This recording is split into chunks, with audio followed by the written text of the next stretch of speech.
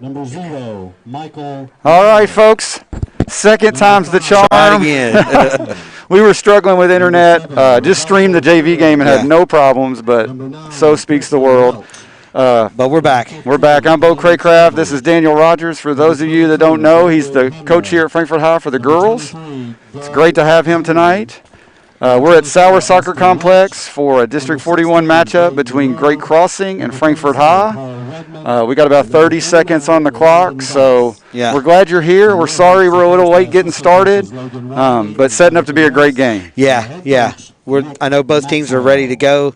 They've been waiting for this first whistle just to get this game going again. It was an exciting game last time the two teams played. Took it to a shootout in the district championship. That's always a tough way to lose. Yeah, and Great Crossing scored with 37 seconds left in so a lot of heartbreak. A lot of heartbreak for Frankfort High, but what doesn't kill you makes you stronger, right? Yep. I know a lot of these kids that are out here tonight, a lot of the players were here last year, so they remember the sting of that. Absolutely. So they're going to be excited to get out here and get this game going. And the head coach, Brad Kennedy.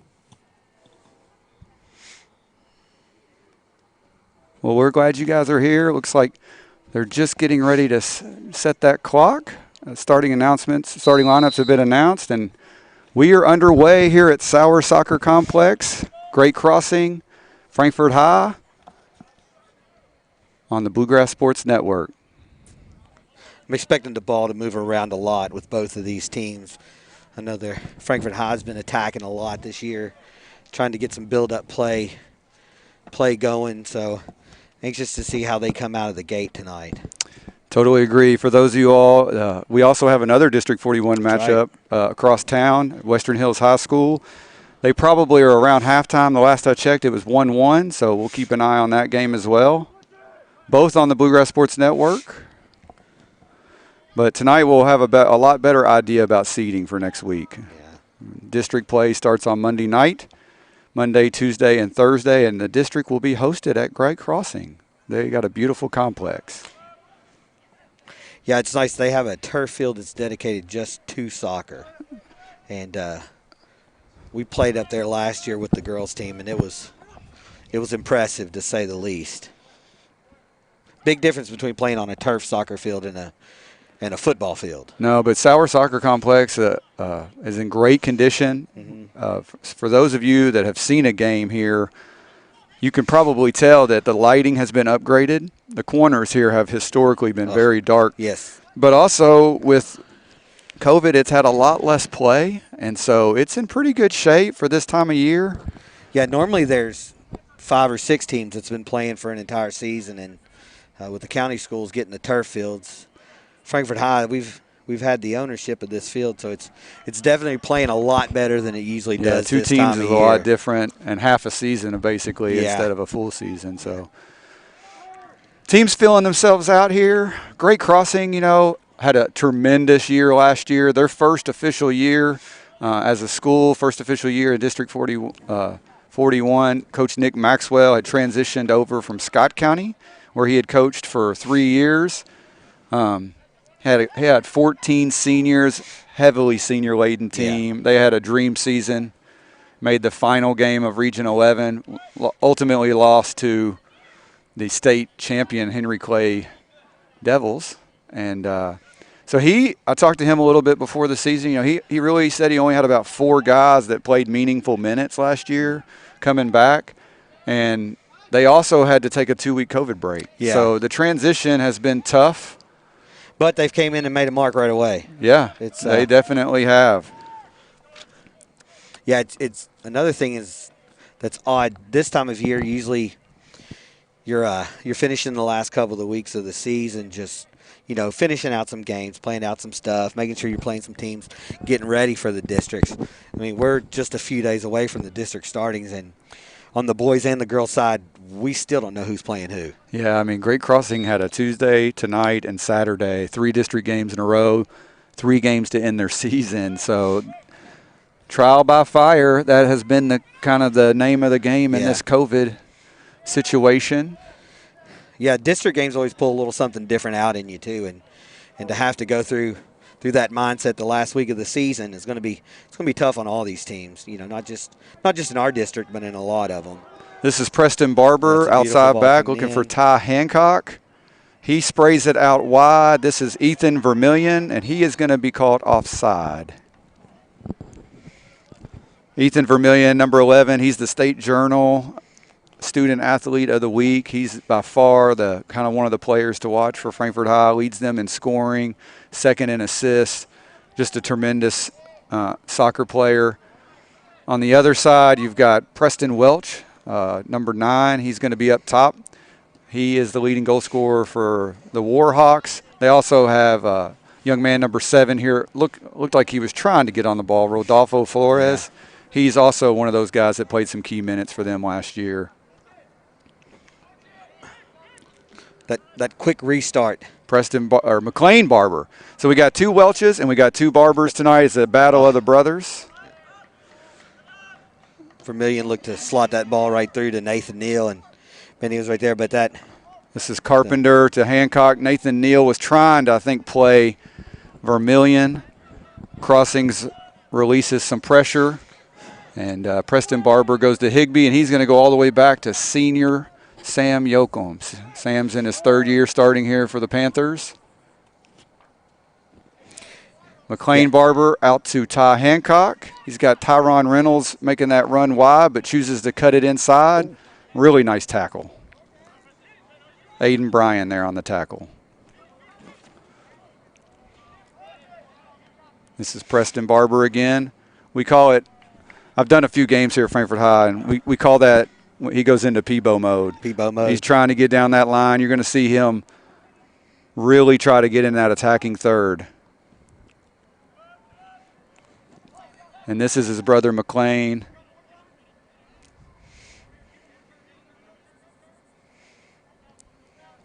There's the aforementioned Preston Welch there. He's trying to release number 16. This is Braden Ward. Ashton Austin slides over from that center back position to give away a corner kick. So this will be our first corner.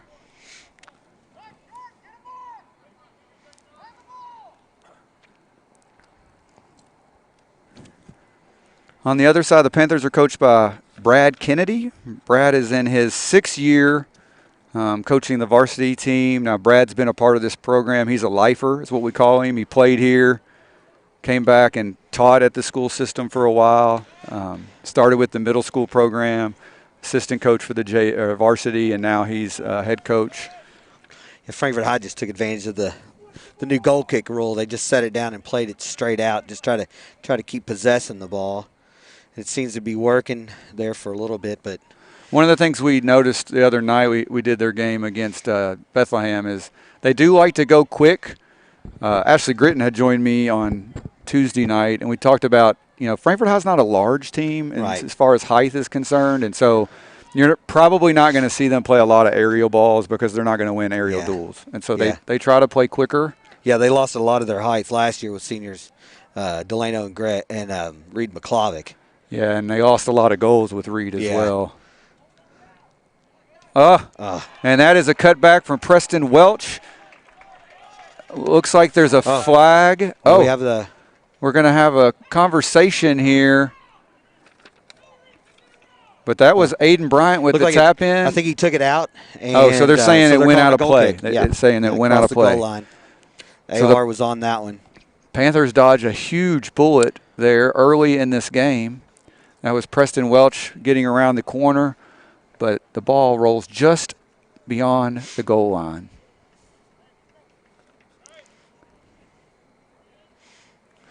But you can see how dangerous Welch is. He was just patiently waiting there in the middle. It's going to be a free kick for Frankfort High, and again they go quick. No. They were just a little bit out of that allowance that the officials. Yeah, the ball had rolled forward a little too far for the referee's liking, and so they'll retake it. This is Carpenter looking for Reynolds. He's trying to connect back to Carpenter.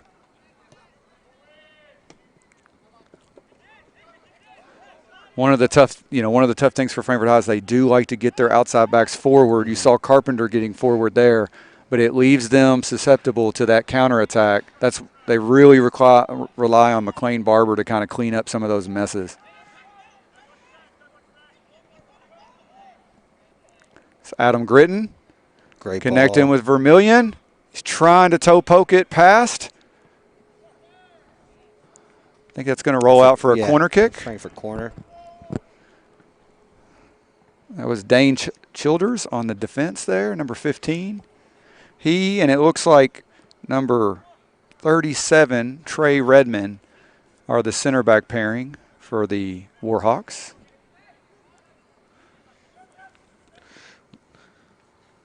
Frankfort with the short corner.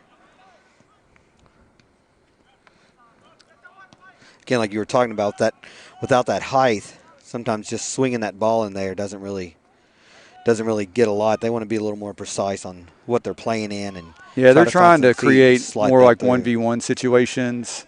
This is Tyrone Reynolds. Played out for a Frankfort High throw-in. Almost 10 minutes in here at Sauer Soccer Complex. If you're just joining us, that's a dangerous ball. Frankfort High dodged a really early bullet. Goal that we thought was scored by Great Crossings was called back due to the ball rolling out of play. And, we just saw a little misplay there by the keeper. But nobody was hurt, and we got a goal kick.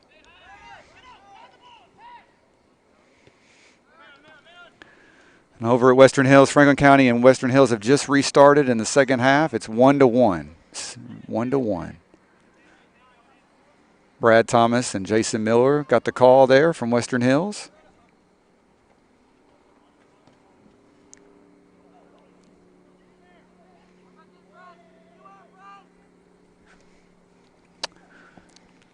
Shot just high.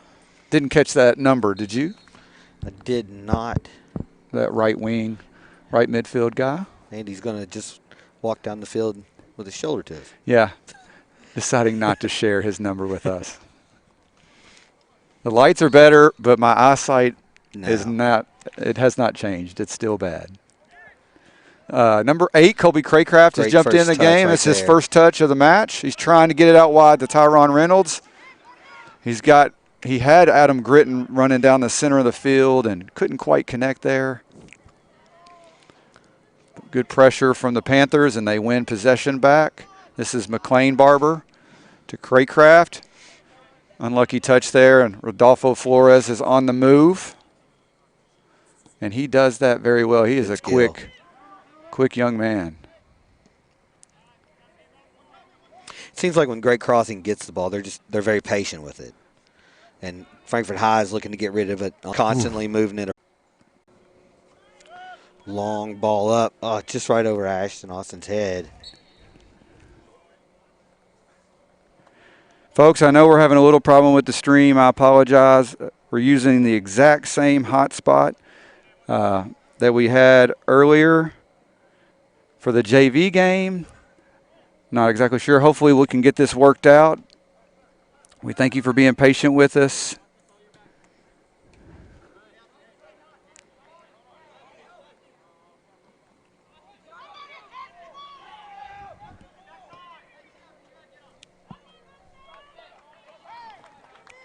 It was a low, hard shot by Austin Welch. He's the last Great Crossing sub, but he's already been involved in quite a few plays. This is Vermillion trying to get down the middle. Good defending again. That's Childers again. I think that's his third or fourth really nice step from that center back position. Folks, we've made a switch on the hotspot. Hopefully this will help us keep a connection for you guys. Thankful for your patience. The internet has a weird mind of its own, and we're learning that through this COVID situation. Thankfully, we didn't miss any goals. Early in the year, we did a Franklin County, Anderson County girls game, and we missed 2 goals. And so thankfully, we didn't miss a goal tonight.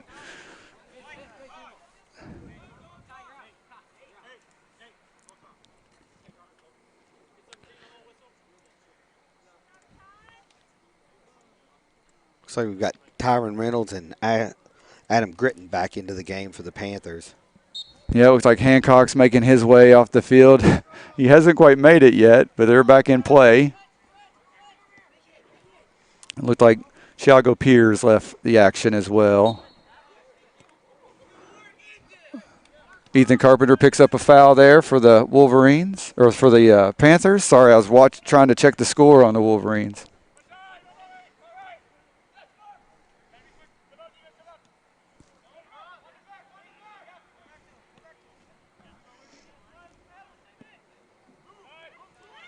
Good switch by Vermillion there.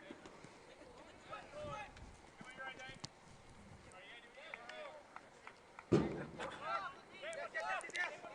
one of the first big clears we've seen of this game. Frankfort High throw in.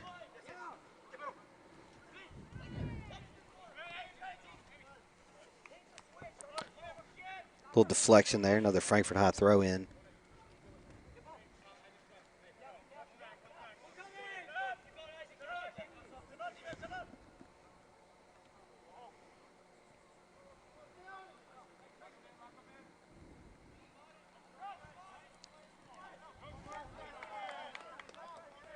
Great work by Preston Barber down there on the goal line to turn a Frankfort High corner.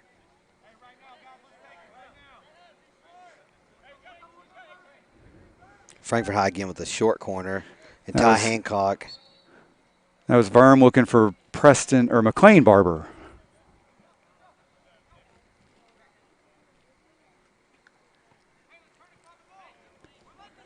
Don't know what the call was there. Didn't really see an indication.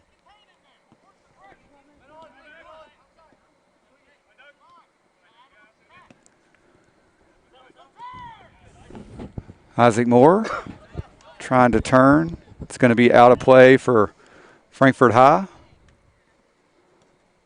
Nathan Neal looking Beautiful for Tyron ball. Reynolds. Good defending from Ginling there, and he's going to earn a foul from Tyron Reynolds. No one seems to be too happy with that call, but at least no one in orange.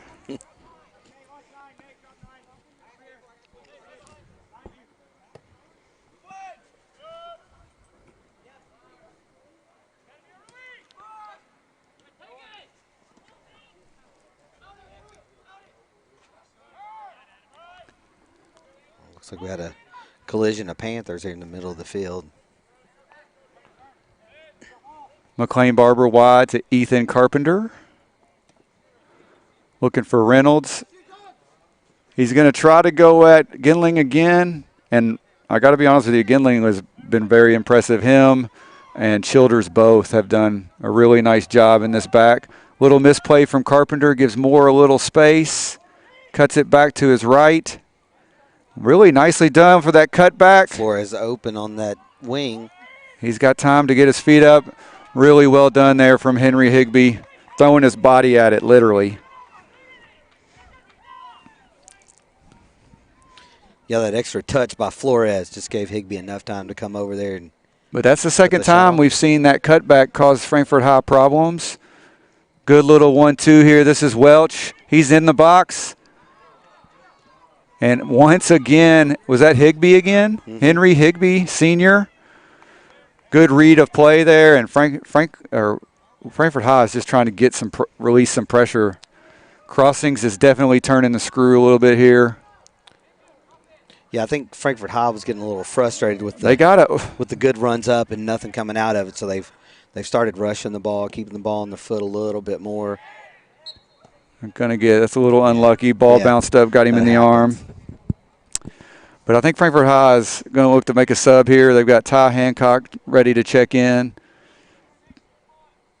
The last 5 to 7 minutes, Great Crossing has really kind of started to apply some pressure. Yeah, they've picked up they're not letting that ball go as deep now on defense. They're doing a good job of shutting that ball going any further. You know, trying to keep it out of their defensive third, and they're doing a much better job of reading what Frankfort's wanting to do with it. This is Carpenter trying to play Craycraft through. Childers comes over for the clearance. And with this stoppage of play, we've got Ty Hancock entering the game. Also with this stoppage in play, we want to just highlight one of our sponsors, Charles T. Mitchell, local CPA firm here in Frankfort, Kentucky. It's not perfect, our streams, we're working hard on it, but without the support of our sponsors, we would never be able to do this. So we're very thankful for Charles T. Mitchell. They're located down on Main Street here in downtown Frankfort. Another cut back there, step by Ashton Austin. Only as far as Flores, and that's Vermillion, I think. Yep. Quick play here, and Frankfort High is looking to play again. Craycraft out to Reynolds. He's got Nathan Neal making a run down the line, but wasn't able to connect. Ginling was there to read that. I'm telling you, man, I've really been impressed with them. That's a really nice ball over the top. This is Adam Gritton, and just wide. At first, I thought it was going to hit the back of the net, but that was just wide. But great ball there from Nathan Neal, another senior for Frankfort High.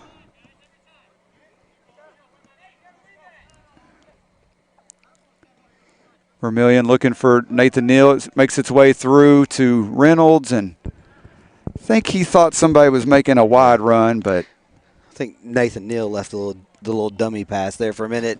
I think Tyron thought Vermillion was going to keep that run going.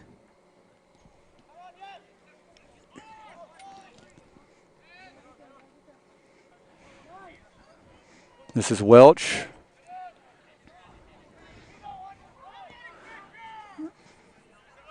Had time and big switch out to Isaac Moore.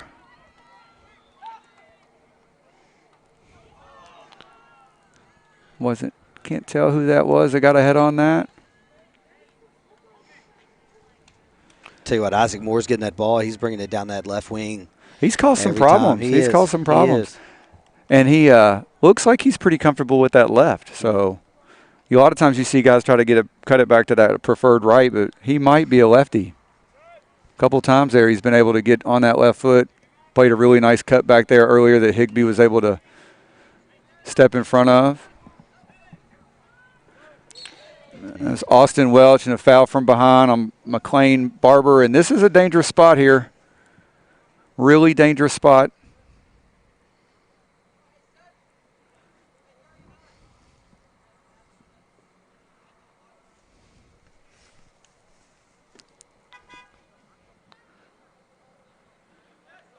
Frankfort High with a little gamesmanship. Staying just a little bit off the ball, so the keeper's backing them up. This is a dangerous spot to have a free kick. Yeah, and especially with the quality that Great Crossing has. Four-man wall, still trying to get set up. Oh, Welch clears the wall. Unfortunately for Sam Yoakum, it goes right through the wickets. And Great Crossings opens this up. Austin Welch on a free kick. I know Sam's disappointed, but the wall didn't do its job either. Yeah, he's calling for four. That's the thing. When your keeper calls for the wall, you got to set that up. And it went right between that fourth man trying to get over there, and no one was looking back at the keeper. He was trying to get him set up, and right as they were getting ready to take the kick, they were still shifting over just a little bit, and that.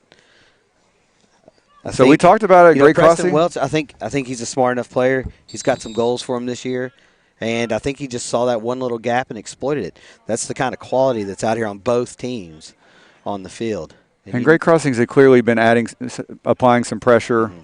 That's a dangerous free kick to give away. But 9 minutes left here in the first half. Our clock is a little bit ahead, so I'm just going to hold it for a second. Clock has 9:10 left now, so we'll give it a few seconds, and then we'll restart ours. 1-0, Great Crossing, goal, Preston Welch on a free kick.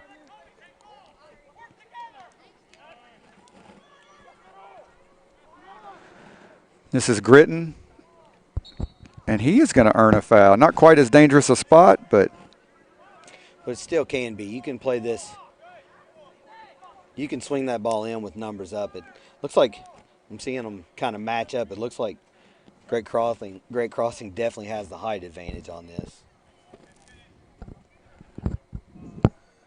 This This is Hancock playing the ball in. Beautiful ball. Into the mix. A lot of people had a chance to get a touch on that and did not. So great crossing. Moeller collects. Good defending there. Good pressure from Reynolds. I think the AR is. He was waving his flag for something. He was. I think he was calling a foul maybe on Frankfort High. But the center referee was right behind it. He decided just to go with a throw. Yeah, he had a good. He was in position. Hancock gets a little away from him, so another throw in.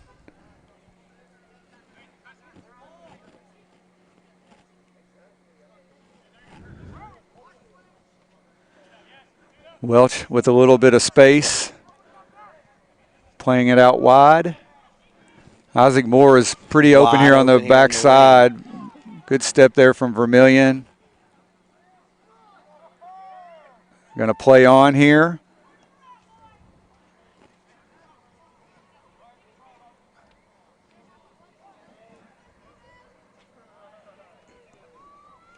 Looking for more. Left swinger.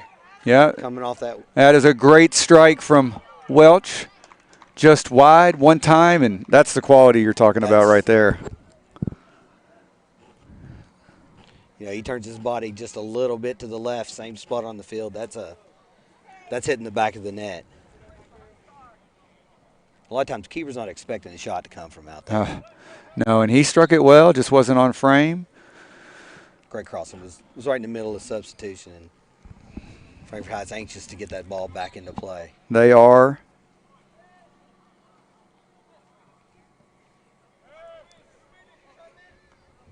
That's a rare long ball by Frankfort High. I honestly think they've been under pressure. They're just trying to catch their breath here. They haven't played poorly. They've created some good chances. They're going to be disappointed in that goal they gave away, but they also dodged a real bullet very early that could have been a goal. But they've had some good looks at goal, too. This is Moore again. Cut him right back in. He's got good work rate. I think he might have clipped Yoakum just a little bit coming in there.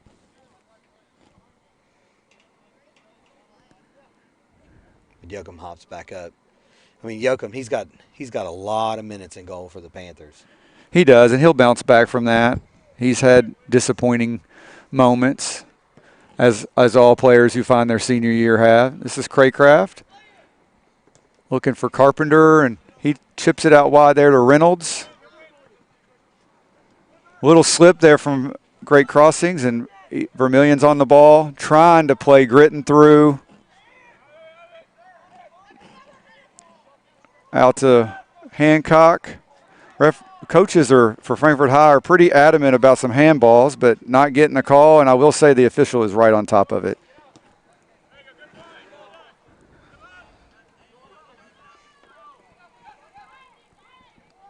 Moore again, causing a lot of problems.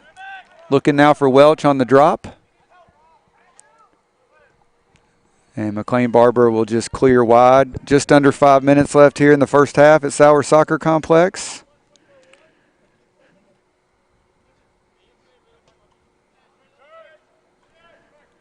.1-0 here, Western Hills High School with 13 and a half left. It's still 1-1. Two good games here in Frankfort. District preview. Got another whistle. That's interesting. They called a Great Crossing throw in, and the Great Crossing player picked it up, threw it in, but he threw it back. And I think with the back just confused the referee. I see. Threw it back to a teammate. He threw it back to a teammate. And Vermillion just tries to clear, but only as far as Ginling.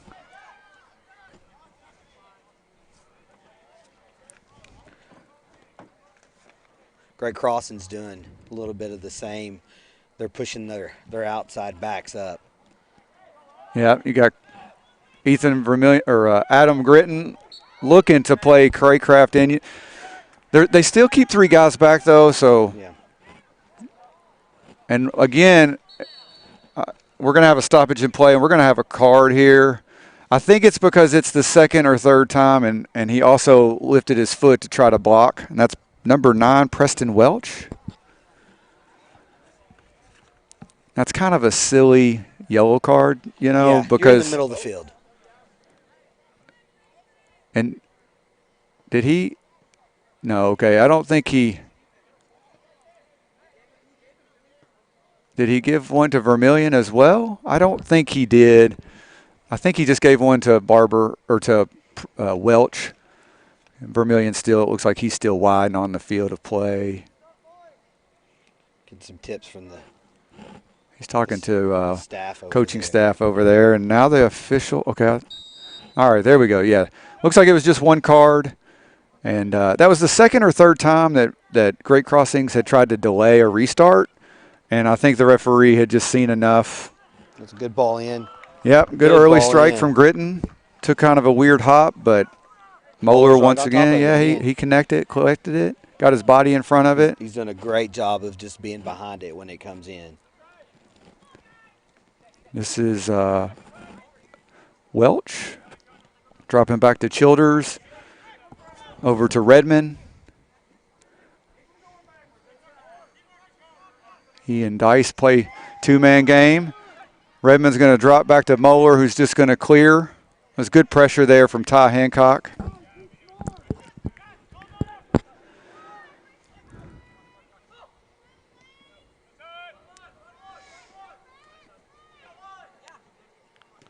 This is Barber. A little time to turn. Hancock trying to play in Craycraft. It looked like the ball kind of died right there. There's been 2 or 3 slips right in there. Yeah. It is not AstroTurf, so it does weather. And as it gets colder, the ground gets softer with a little rain here and there.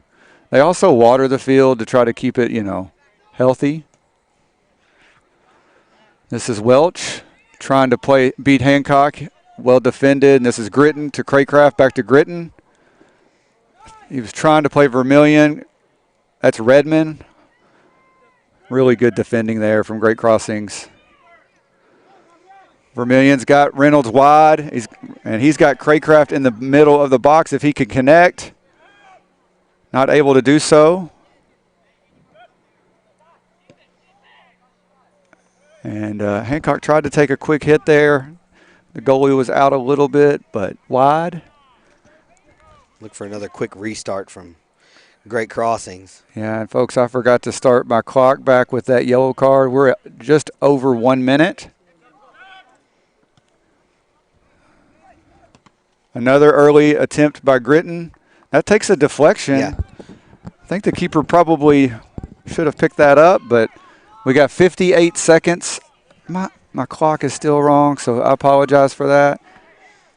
Looks like they're not going to go with the quick corner this time. We're at 45 seconds. Oh. And another really nice save. I'm just going to let the clock here. We're at 35 seconds. Another nice save from Moeller. Another good attempt by the Panthers. They've responded well after giving that goal. They have. They're still being patient. Still sticking to I haven't seen a lot of change in their style of play. They know with what they're doing, it's working. Big clearance. Keep it going. We got 15 seconds. 10 seconds. This is Craycraft playing the ball out wide. Needs to take a strike, probably 5 seconds. Really nice ball in. And there is the halftime horn. We are at halftime here at Sauer Soccer Complex. Great Crossing on a goal from Preston Welch. Goes to the half with a 1-0 lead. Folks, we're going to take a quick break. And we'll be right back for a little halftime chatter. We'll talk a little bit about the Bluegrass Sports Network schedule. I'm Bo Craycraft, joined by Daniel Rogers, and you're watching the Bluegrass Sports Network. Visit Lax by Default is community focused. We're here to stimulate the economy locally and keep our hospitality industry running. When we made the switch to traditional bank, it was so easy. We're treated like we are the biggest client that traditional has. They're our neighbors, they're in our community, they're with us side by side. I'm Patricia Knight, Vice President of Finance and Operations with Visit Lex, and we're a community partner of Traditional Bank. Running a business takes a lot of focus and dedication. Keeping up with the ever-changing tax laws and keeping up with all the numbers behind your business, while necessary, can cause distraction and even a little anxiety. That's where Charles T. Mitchell, certified public accountants, come in. They've been helping local businesses run smoothly since 1964. They've got the experience and quality you deserve, and they'll put your mind at ease. Taxes, accounting, and assurance services for your business. Charles T. Mitchell, CTMCPA.com. All right, folks, welcome back to the Bluegrass Sports Network. We're at halftime here at Sauer Soccer Complex. Great Crossing versus Frankfort High. Really good soccer game thus far. It's been exciting. It's been back and forth. I don't know if anyone's keeping stats, but possession's got to be close by both teams. Both teams have been real patient on the ball, trying to work it in. But coming up clutch quite a few times was Moeller in goal for Great Crossing. Absolutely. Couple really good saves there towards the end of the half, off corner kicks and off a free kick. And goal was from Preston Welch. It was a free kick. He would tell you it wasn't his finest effort probably, but it split the wall. I think that caught Sam Yoakum off guard a little bit, and he ended up having it. He misplayed it. I think it went through his legs. It went through his hands and through his legs. And that's unfortunate, but you're expecting that wall to do its job, and when it doesn't, you have a split second to react. Yeah, like we're saying, Preston Welch looks like he's the leading scorer for Great Crossing, and he was always in the mix, him and Flores, and I think he just saw that one little break. And it's rare in high school you see him try to go through the wall, especially that in that spot. That's one of those spots you got to decide. He could go over the wall. I think he has the skill to do it. Yeah, absolutely. But that was just that was great awareness, and Sam Yoakum was calling for the wall, and the players were trying to get over. But once they had him marked off, he could take that kick, and that's one of the few breakdowns Frankfort's had. It's really one of the few breakdowns we've seen by either team. Yeah, well, I felt like the first 20 minutes. Great Crossings had a good chance on the cutback from Preston Welch that was called out of bounds. But then Frankfort High really for the next 10 or 15 minutes felt like they were kind of finding their way. The last 20 minutes it felt like Great Crossings had settled in and really started to apply some pressure, or at least the next 20 minutes. And then the last, after the goal, we saw the Panthers really respond. And so it'll be interesting to see. I think Coach K Coach Kennedy from Frankfort would probably be telling his boys, like, we're fine. We've been creating chances. We just have to take advantage. But I think Maxwell on the other side would be pretty happy too. I don't think either coach feels like their team's not doing, what they asked them to do. Yeah, both teams have done a great job of looking to see, try to find the tendencies of the other team. I know on our side of the field, we had a Ginling and you had Ginling and you had Tyron Reynolds. I mean, they battled back and forth there for about 5 minutes, and then we switched down here, and we had Ethan Carpenter and Isaac Moore just trying to fill each other out, and that's where a lot of this stuff was coming from. I did notice there in the last few minutes, especially after the goal, Frankfort High realized they're going to have to try Moeller some different ways. Yep. So they were having some shots from distance, trying to not work the ball in as much, but just to see what they can do. I know that corner kick, they've played every other one short, and I saw Hancock calling a play as he was coming over. Yeah, they went a little bit deeper on that, tried to connect with Vermillion. You can't ask for a ball much better than that. Little below waist height, right around the 6-yard line, because the keeper's not going to come out too much and get that one because there's so much pressure there. Well, we got 5 minutes left. Let's take another quick break. I want to come back and talk a little bit about our schedule, which actually for our Great Crossing Warhawks includes an added game. I think we added tonight after talking to Nick Maxwell. So let's take a quick break. We'll come back and chat about this upcoming schedule and then get the second half underway. You're on the Bluegrass Sports Network. Hi, am Sarah Neely. I'm the financial manager at Mill Ridge Farm. Whenever you transition financial institutions, there's a tremendous amount of paperwork involved. Traditional banks streamlined this paperwork and they just made it very simple. Traditional Bank is a locally owned bank that allows us to operate on an international platform. They make my life better, they make my job easier, and they make Mill Ridge a better place. Running a business takes a lot of focus and dedication. Keeping up with the ever-changing tax laws and keeping up with all the numbers behind your business, while necessary, can cause distraction and even a little anxiety. That's where Charles T. Mitchell, certified public accountants, come in. They've been helping local businesses run smoothly since 1964. They've got the experience and quality you deserve, and they'll put your mind at ease. Taxes, accounting, and assurance services for your business. Charles T. Mitchell, CTMCPA.com. Welcome back, folks. This is the Bluegrass Sports Network. My name's Bo Craycraft. I'm joined by Frankfort High Lady Panther head coach Daniel Rogers. Daniel, it's great to have you tonight. It's good to be here. I've enjoyed everything the BSN Network's doing. You know, being the girls' coach, it's kind of hard to keep up with what the boys are doing. So it's kind of nice, you know, being able to watch what's happening around our county. We appreciate you joining us. For those of you all that are joining us maybe from Georgetown, you can find us online at kybsn.com. We have a link to our schedule there. We also always have a live link where you can kind of see what's on live. Tonight we actually have 2 live streams going. Yeah, and we got some big You want to give us an update from Western Hills? 41st District game. Looks like Western Hills is up 2-1 over Franklin County with just a little over 4 minutes left to play. Okay. So it sounds like it's just as exciting over there as it is here. PK, we're hearing that a PK was the second goal for Western Hills, so a little over 4 minutes left there. It looks like if Western Hills can hang on, they will grab their first district win. Sorry, I'm getting caught watching it. Someone just put one in the net, it looks like. Yeah. Matthew Meyer is very adamantly arguing something, but all right, we got to you and I are staring at the phone, which is hilarious. But let's talk a little bit about our schedule. Like I mentioned on our website, we have a schedule. We're going to be at 2 football games tomorrow. We've got Western Hills at Henry County, and we're also going to be at Anderson County for their home matchup with Bourbon County. I talked to Coach Nick Maxwell today, and I think we're going to be able to pick up the boys' Western Hills Great Crossing game on Saturday night. That's good. Yeah, I think that's going to be another good game. And if Western Hills – It's 2-2. It is 2-2 now, but if Western Hills could pull this out, you know, that game against Great Crossings would have some impact on seeding. Major, yeah.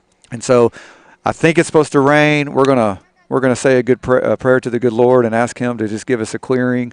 But if that's the case, we'll be – that kickoff is at 7 o'clock at Great Crossings High School.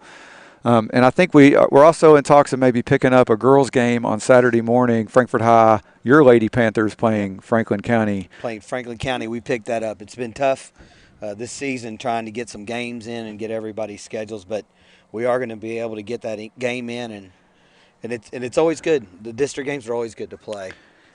So, the COVID has made it more difficult. As we talked about, Great Crossings playing 3 to end the season. You guys are going to close your season against Coach Sutphin and the Flyers. Flyers had to take a 2-week break like Great Crossings did. Yeah, but we had COVID impact our schedule the week we were supposed to play Great Crossings. The girls' team had a 2-week break as well. Now, on the girls' side, Great Crossing has already locked up the 1 seed, correct? They've won all 3 of their district games. Yes. Western Hills, the Lady Wolverines beat Franklin County 4-3, and they got by you 1-0. We saw that. It was a great game. And we lost to Great Crossing 8-0. So if you get a chance to watch Great Crossings, they've got another girls' team. They train just as hard as these boys. They have a couple really nice players. I actually refereed your game against Great Crossings, and they were fun to watch. So. But anyways, find us on kybsn.com. Find our schedule.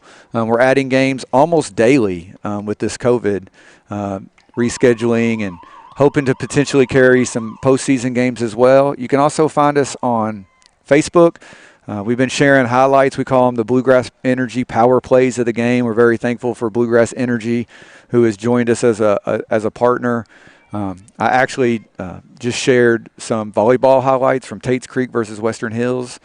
on our YouTube channel today, along with these Frankfort High Panthers versus Bethlehem out of Bardstown. So we'll try to cut some video. I'm sure that goal will be one of the power plays of the game. I think, Frankfort High would like to add a couple power plays on that end. They're out here ready to go. Looks like the clock has the horn has sounded. Great Crossings is still in their huddle. I'd be really surprised if we see a lot of changes from either team. What they've been doing is working. I know Frankfort High's got to try to punch one in there to get level. Yeah, I think you're going to see them. I don't think either coach was unhappy. Clearly, Frankfort High would rather give up a different type of goal if you're going to give one up. Yeah. But they've played well. They've created chances, and it looks like Coach Kennedy is going back with his first 11. And I don't see – no, it looks like – I don't know if Isaac Moore – was Isaac Moore one of the starters? He was not, but he is out here on the left wing, and I think that's a sign of just how well he played in that first half. Yeah.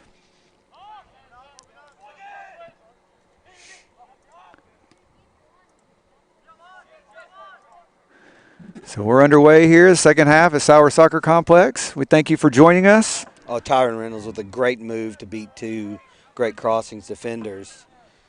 Take on the third, but Flores, just like to start the first half, he's right there. Last year he played more of like that winger position and was just blazing down the right wing. It felt like all game. It looks like this year he's playing more of a midfielder role, maybe more of a playmaker role.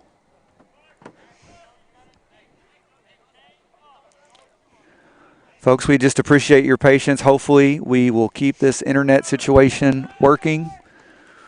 It's a good ball in from Mclean Barber, but Tyrone just slipped there, Tyrone Reynolds.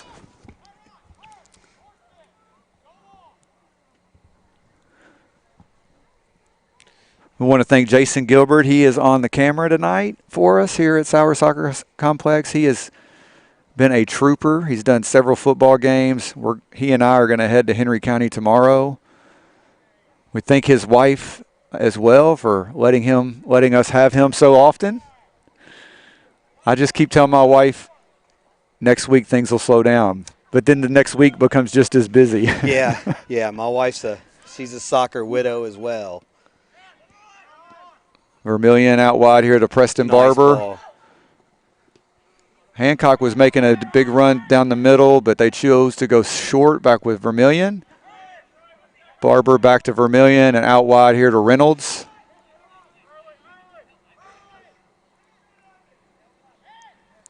Reynolds trying to get around the edge there. He and Lucas are going at it. That's a ball wide. Going to earn a corner for the Panthers. And we saw them create a couple opportunities in the first half. This is their first chance here in the second.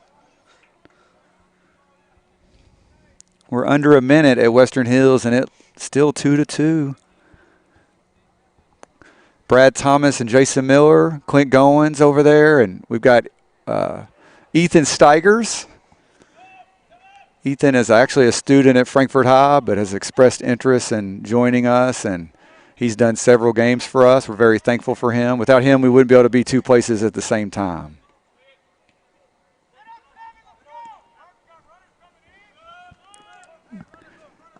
And it looks like he's going to do a little overtime tonight, maybe. Tell you what, number 22, Zachary Hamner right there. He was bound and determined to keep that ball in. Welch picks up a foul there, and looks like Dice is going to step up. Frankfort High has a pretty high line here in the back. Welch is not really marked. They're looking for him. And like not sure. Crossings has earned a corner. That's the was that a header from I guess Carpenter got a head on that? That was the first indication. Oh, Ashton Austin got a head on that. So Frankfort High earned a corner on their end. A minute or two later, here we go with Great Crossings. And I noticed that the first corners for Great Crossings? They do, and they have a really interesting, they've really opened the field here. Got some angled runs, near post ball, and that's Vermillion. And we've that one didn't clear the fence. I was going to say I think we lost both balls, but not the case. We'll have you a can second come down corner here and kick. dig through that big thorn patch back there and find some balls every now and then. Spoken like a coach who's had to do that. Yeah. It's a good ball in. That was 25, I believe, or couldn't. Maybe that was Welch, number 24. Somebody got their head on that. And Frankfort High. Just right back into it. Yeah. You know, a lot of your goal kicks, they become a 50-50 ball anyway. And I personally like the new rule. I'm glad like it too. I'm glad the KHSAA picked that up. I think it's good for safety too, because like you said, you know, a lot of times you're taking a 50-50 ball out of play. Oh, okay. Call a foul Coach's there, staff Vermillion. did not agree with that call, and the official just patted his chest and said, yeah. I got my directions wrong. And it's 5 minutes in. You're an official. You know how it is. This is Nick It happens. Franchino. He's a longtime referee, and he's a pretty good referee. I've worked with Nick several times, so he's not afraid to say I made a mistake. Nice ball in. That was Carpenter trying to get on the end of it. And they are headed to extra time over at Western Hills High School. So this will be the second district matchup for Western Hills. It's gone to extra time. Golden goal is so stressful. It is stressful. So if you've never coached a golden goal game, I've played it's in pretty golden intense. goals. Played in a couple. Yeah. Every free kick is just insane. Yeah, you But talk I will about tell a you, lifer. I'm a lifer. Those PKs aren't much better. It's a long ball and looking for Tristan Morin. He makes a move and he's got a cross off. Pretty well done there from and a referee. That's a tough one there because the referee was trailing the play. It's very hard to stay with the speed of play, but he was trailing the play. But he calls that as a corner kick. He wasn't really in position, but he said the ball cleared the plane before Yoakum collected it. Preston Barber got a touch on that, but it wasn't. Looks like it wasn't a jockeying going on. Pass back, so no foul there. Now it's an interesting setup. They've got two short options, trying to drag people out of the box, and then they play a really lofted ball, and got tangled up there. I think the foul is going to be on Great Crossing. That was Dice and Carpenter. They got tangled up there. Vermillion connecting with Hancock. He's looking for a big switch, but it's just a little too vertical. I think he was really looking for a switch to Gritton, but Moeller collects, and he's going to look to distribute out wide here.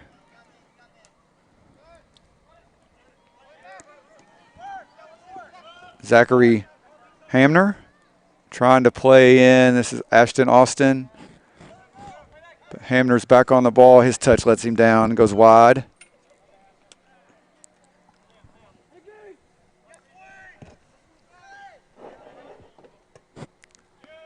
Higbee trying to connect with Nathan Neal.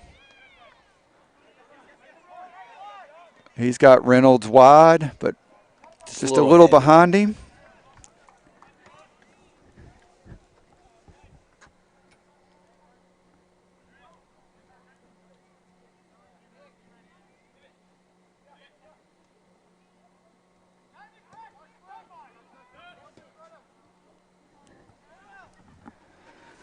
This is Flores. He's got Hamner for a little drop here. Welch is showing square. But Hamner and Flores do a little takeover there. Now he connects with Dice. He gets his head up and plays a nice little chip ball in. That was not a bad idea. Not a bad idea, especially with the speed they have up front. The little doink going over. Yeah, he tried to take a little bit off of it. Yeah. You could definitely tell he was trying to take a little bit off of it. Reynolds picks up a foul.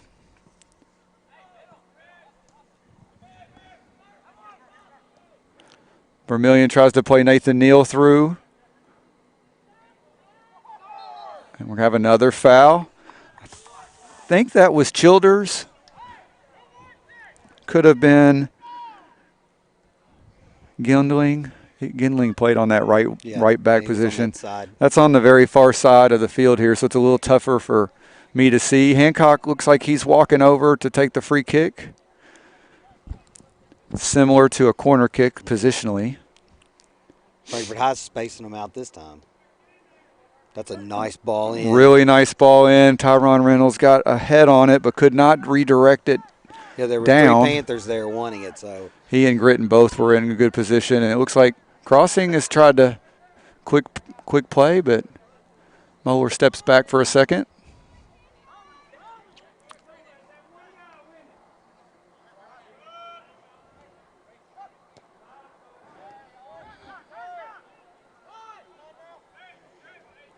Hancock gets his picket pock there by Welch. Man, both the Welch brothers are really nice players. This is the other Welch, Preston. You know, it almost seems like, with the exception of Vermillion right in the middle of the field, every time Frankfort gets a foot on the ball by their third touch, there's a Warhawk right on them. Yep. It's interesting. You got a Preston Welch and a Preston Barber. You got Welch brothers, Barber brothers. There's no chance I'm going to get that right, all night.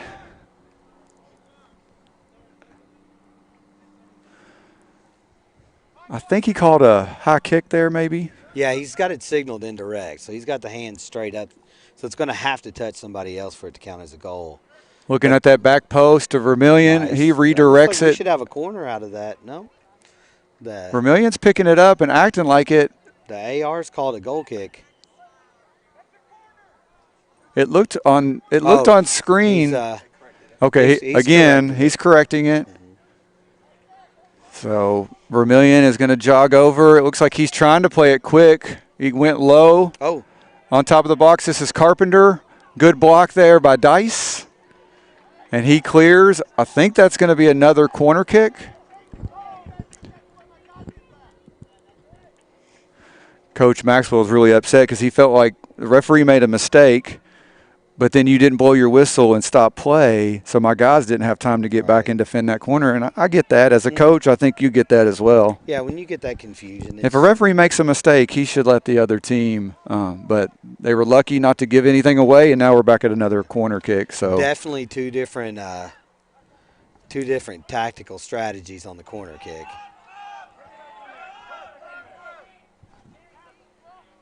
This is Barber looking for Carpenter. Back out to Barber. Good step there. I think that's Hamner. Really nice read from Mclean Barber. Looking for Gritton to Vermillion. He finds a little space. He's going to tee one up. It redirects wide. Gritton. Rather than going for the corner. Little chip. And they're going to call Vermillion for a foul on Dice. He was going for the header. 27 minutes, 20 seconds left here at Sauer Soccer. It's almost like we're watching the first half again.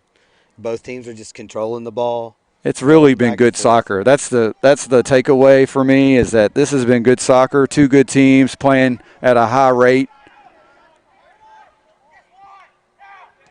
Vermillion trying to play Reynolds out wide with the outside of his right boot. Reynolds gets his head up. He's got Hancock. Good clearance there. I think that was Trey Redmond.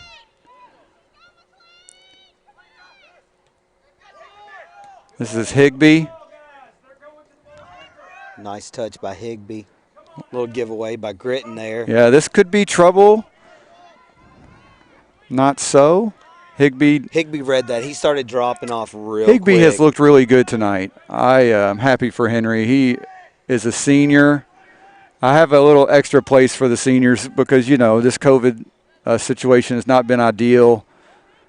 Glad that they have a season. We've had to rush senior night, and it's, as a coach, it's every time you see an email or a phone call from your AD, Vermillion working. This is a nice battle between him and Preston. He turns. He's full steam ahead. He might be through, and he finishes for the Frankfort High Panthers. Well done. Unbelievable individual run. Started at midfield. He dropped the shoulder, exploded into space, and finishes to tie this game up 1-1. And since that goal, Frankfort High has responded, led by their playmaker, State Journal Student Athlete of the Week, Ethan Vermillion. And so we're at 25:58 on the clock, our score bug. If I'm within 15 seconds, I'm usually pretty happy with myself.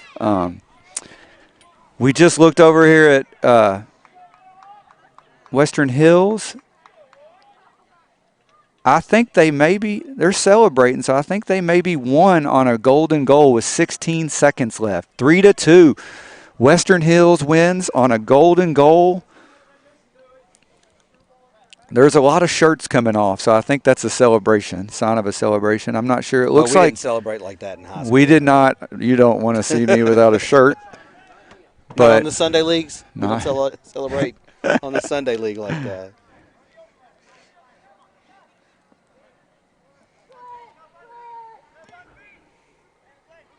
You know, one thing Frankfort's going to have to be careful of, outside of that run of Vermillion just now,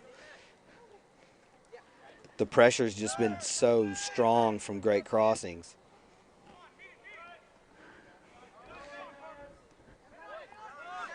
That's an unlucky giveaway, but Barber's back. Pressure's right back. Good response. This is Rodolfo with an early shot. And Sam Yoakum gets just enough on it to redirect it wide. Yeah, he came around 3 Panther defenders on that one.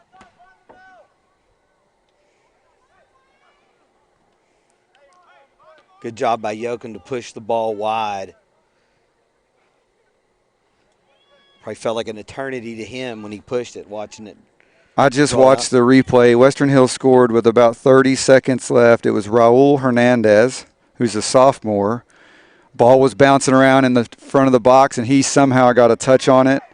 So Western Hills gets a district win, and regardless of the outcome here, that means Saturday night has some implications on this District 41 seeding. They will be looking for their second win against Great Crossings in the district. So we got 24-20 left here. If you're just joining us, if maybe you redirected from that great game at Western Hills, we're at 1-1.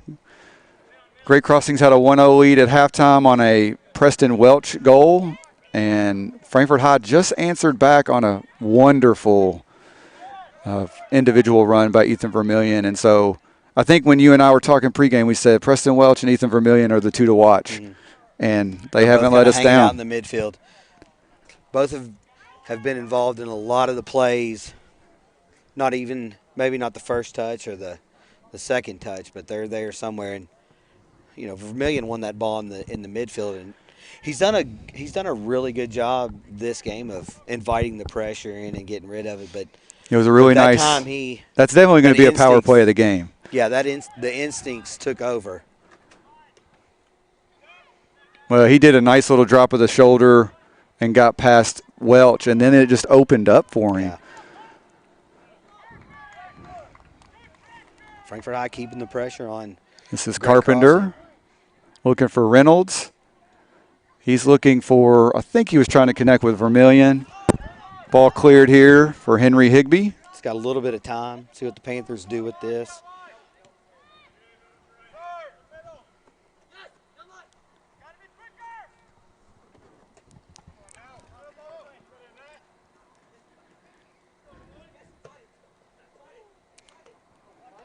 Nice tackle there with Barber and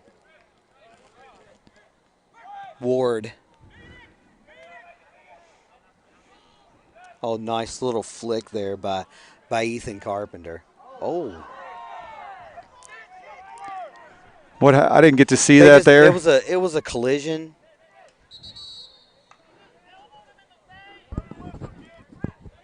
We're going to have a stoppage in play here. That's Adam Gritton that's down. I didn't get to see it. He took a hit right there in the middle and kind of just flattened out. I think he landed, might have just knocked the air out of him. Good to see They him. both went up for the ball. Good to see him jump back up. Yeah. Well, Great we got sportsmanship there from Dice. we got a break and play here. I just want to highlight our newest sponsor, Traditional Bank. When your business is looking to win with tough competition around every corner, you need high performers backing you up. Traditional Bank local team will stand by your side as your trusted partner, your friendly neighbor, and your biggest fan. It's time to make that switch. Traditional Bank, member FDIC. We're very thankful for Traditional Bank joining us. They got branches in Lexington, Frankfort, Paris, I think Winchester. So They again, also sponsor the Student Athlete of the Week, which is Ethan Frankfort, Vermillion. Frankfort High's Ethan Vermillion. So we're very thankful for their support. Again, if you guys are joining us for the first night here on the Bluegrass Sports Network, it's really 4 dudes that have kids, and we love sports, and we were planning to do this before COVID. We wanted to try to create kind of a game of the week feel here in Frankfort and Anderson County. But COVID has increased our number of games. So I think we're over 20 games here already. Had a little pull of the jersey there, and the official looked like he was going to let him play a little bit, but he called it back. Great crossing, lost the advantage.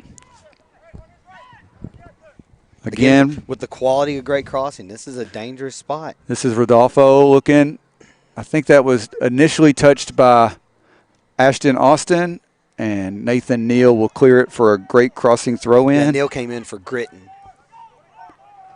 And again, me and this clock, man, it's like a never-ending battle. We are right at 21 minutes, so we got that updated. I got caught up in the excitement going on over at Western Hills, and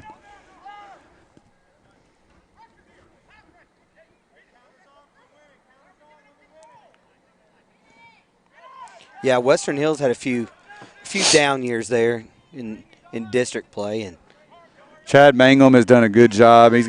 We did their senior night. They have 15 seniors.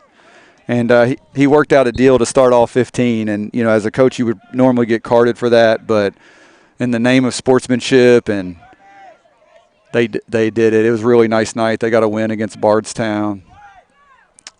But Chad has done a good job there. And Franklin County, too. Lewis Tandy has done a tremendous job there. He lost a really nice senior class. And this has been a tough year for them because of COVID breaking them up for 2 weeks. But they took Frankfort High to the last second. They actually put a ball in the net, but it was just past time. Yeah, there was with as soon as the whistle blew, a tenth of a second later, it rolled in. I was actually watching that at home. Yeah, on the BSN Sports Network. It was live. It looked like it was late, but as soon as we turned the live stream off, we went back and looked at the film, and the referees got it right, which, we don't want to admit very much, but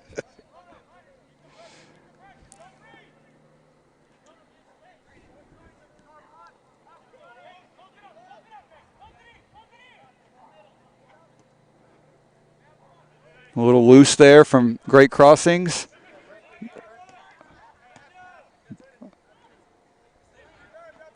Crossings is able to keep that in play. This is Rodolfo Flores. He's trying to cut it back in. He's just so fast. He's got Hamner out wide here. Good recovery there from Henry Higbee. Looked like Frankfort was showing him some respect there. He had 4 on him. He earned that. So got several substitutions coming in here for great crossing. Looks like Preston Welch most notably will enter the game. I can't tell on that far side. Yeah, I wonder if that yellow card is going to change anything for Welch. This is Rodolfo looking to play in. It's Nathan Neal on the outside here. Good defending there, and I think he's going to earn a goal kick. A goal kick. A goal kick. I'm sorry.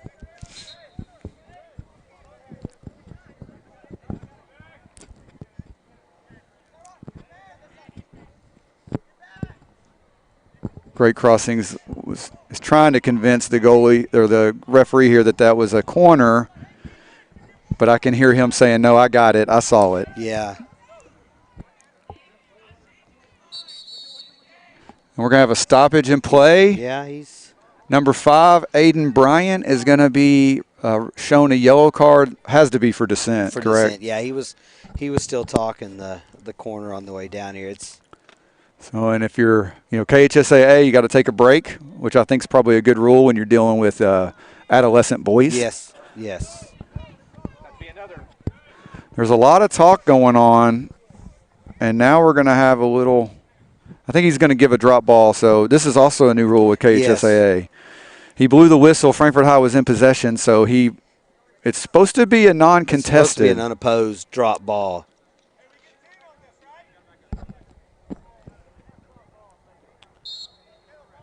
As a coach and a parent, I've never been a fan of the drop ball anyway. It's a good opportunity to get someone hurt. I saw a thing today. I don't want to get way off FIFA? Subject. Did you see the saw stuff from I saw a quote from Arsene. Yeah, that they might take away throw-ins and move to a kick. And the craziest one was the corner kick. Did you see that? If you take a corner kick and it swings out but comes back in, it may still be a live ball. I read his article or his quote about how often, the idea that when a team is taking a throw in, they're a man down. Yeah. So they have 10 players, really 9 field players facing 10, and how they oftentimes lose possession. So, practically it makes sense in my brain, but then I'm thinking, how do you play soccer without throw-ins? We can't call it the touchline anymore. But that would I guess make us more COVID friendly. We're not touching the ball with our hands at all. So we get to play. Let's do it. Yeah. Right?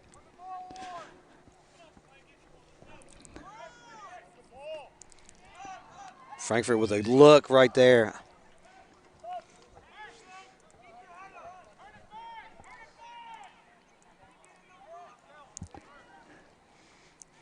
Yeah, there's usually a few changes every year to the way things get done, like we were talking about earlier, the goal kick rule. We've got checking in for Frankfort Carter Gilbert. I think this is his first action, and to be honest with you, he's been playing really well here recently. I don't think we saw him in the first half, but he's been giving the Panthers a lot of key minutes. Looks like he's playing a little bit higher up the field. This might be his first little action right here. Good little recovery run. And for great crossings, I think they have Caleb Barnes checking in for the first time. I think he's number 11. Actually, they don't have a number 11. I'm pretty sure that's Caleb Barnes. Vermillion, this is Craycraft. He slots it across the frame. Couldn't quite connect. No, he didn't touch him. But 24 just pushed Vermillion off the ball. He stops the clock. So Vermillion has to take a break. What he's calling there is Vermillion, I think, stuck his toe in while the keeper had possession, and they do protect the keepers. They're in a defenseless position.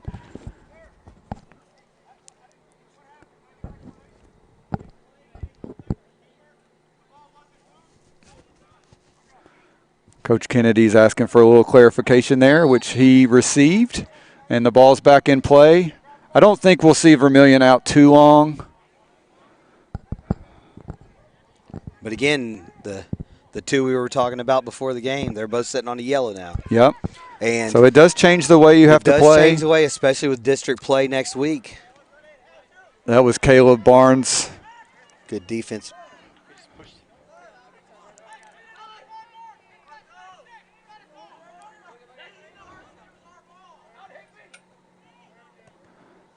This is Rodolfo, and he gets around Higbee. This could be trouble. Well played there by Ethan Carpenter. Flores is just so dangerous. This is Gritton looking to try to connect with Craycraft, but he couldn't get that touch. Good track back there from Gritton. He earns a throw in. And as well, they took it quick. Vermillion was trying to check back in the game. This is Welch to Flores, looking for the other Welch. He'll connect with him now, and look at that turn. That's a great turn. It's just beautiful. But his shot goes over the top, deflected for a corner kick. I mean, he just turned on a dime there. That was, and just to recognize the little bit of space that he had and to bring that down. Going short and quick here. This is Gilbert. Little touch by Hancock. Ball's in the box. Partially headed clear by, I think that was Hancock. Good defending there from Gritton.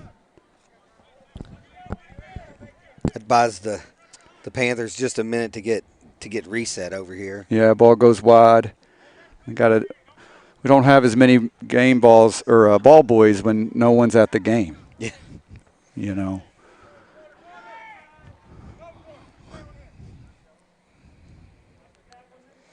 And again, that's a COVID thing. Yep. Trying to limit the people in the stadium. A really nice little individual move. And that is a really nice finish. Yeah. Jesse Cox, I think. I saw 21.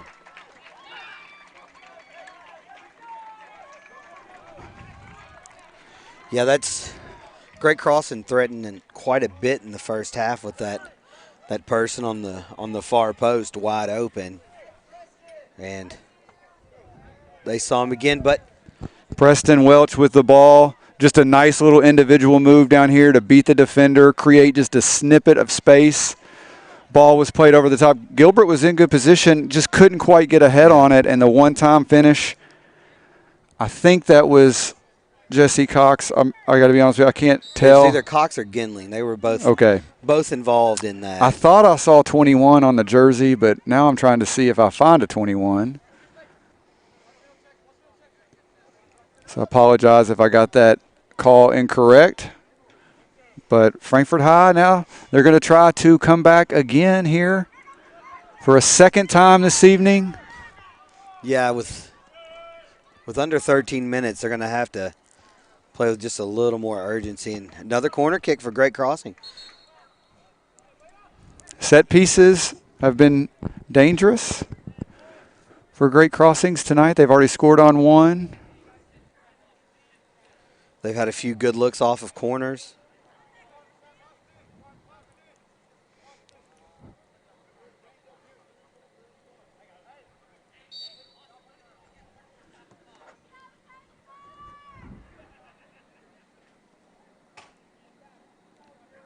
Again, same thing, cut them back. They're taking it down to that goal line, looking to bring it right back out. Yeah, I just got a text message. I think that might have been Aiden Bryant on the finish. Number 5, which that would tell you how bad my eyesight is.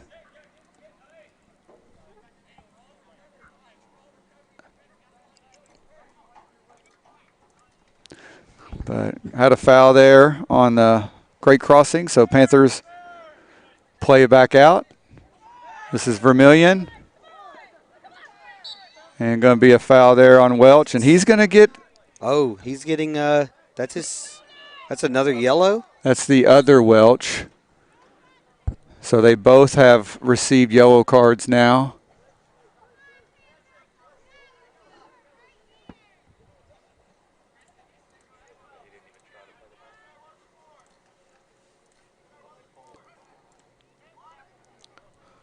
Great Crossing. Coaches wanted to get an explanation on that. He's asked for an explanation. The explanation was persistent infringement is what I heard him say, which is what you just said. It's a couple fouls in a row, and it was a kind of a shot in the back after the ball was played. So I think he's trying to keep this game, it's a competitive game. These are two teams going at each other. It's a good game. Yeah, good physicality on both sides. Nothing real egregious on either one. Just good, aggressive play. And this is what you like to see at the high school level. I wouldn't be surprised if we don't see a lot of these kids that are out here tonight playing at the next level.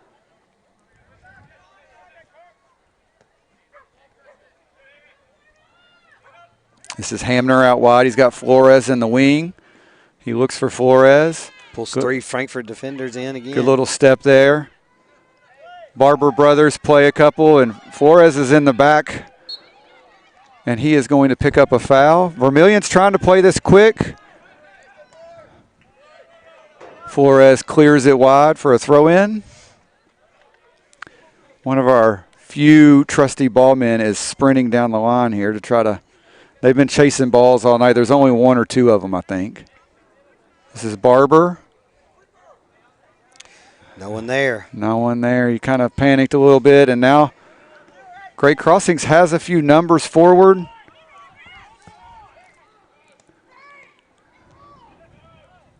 Ball is wide as this Aiden Bryan again. That is not Aiden Bryan out wide. No, Ethan Carpenter was there to slow him down again.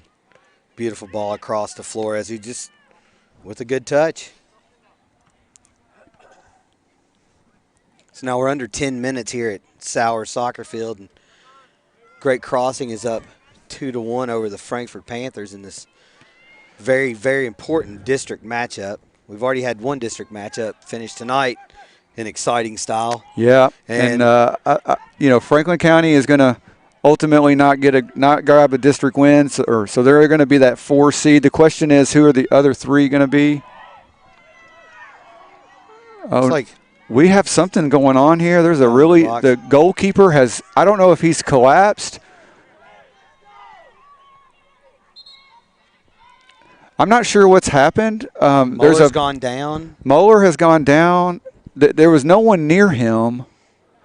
I saw him walk out. I thought he was tying his shoe there for a second, but looked like he's gone down.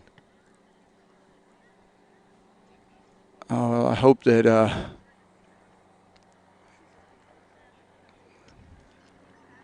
that's a scary situation, and as a parent myself. Oh.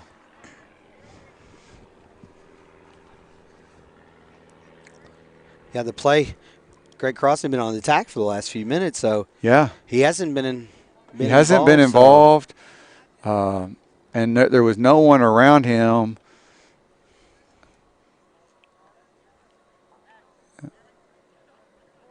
Anytime one of these situations occur, it's just a stark reminder of safety of our players has got to be at the highest level, and we've taken a lot of precautions with the COVID virus and. Whether it be mask or socially distancing, and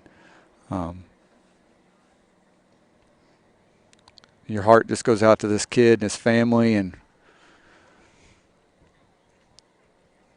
I think we should just take a break for a second. We'll take a break and try to see if we can get some information, and we'll be right back. We're on the Bluegrass Sports Network. Visit Lex by default is community focused. We're here to stimulate the economy locally and keep our hospitality industry running. When we made the switch to traditional bank, it was so easy. We're treated like we are the biggest client that traditional has. They're our neighbors, they're in our community, they're with us side by side. I'm Patricia Knight, Vice President of Finance and Operations with Visit Lex, and we're a community partner of Traditional Bank.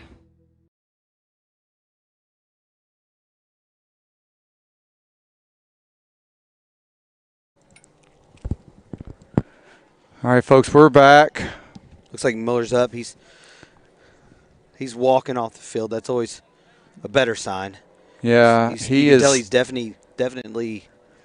He is up on his feet and he is moving, but as you can see on screen, he is not moving well. Yeah. Hopefully, that's some loved ones, parents with him, and. Yeah, it looks like they're warming up Diaz on the sideline over there.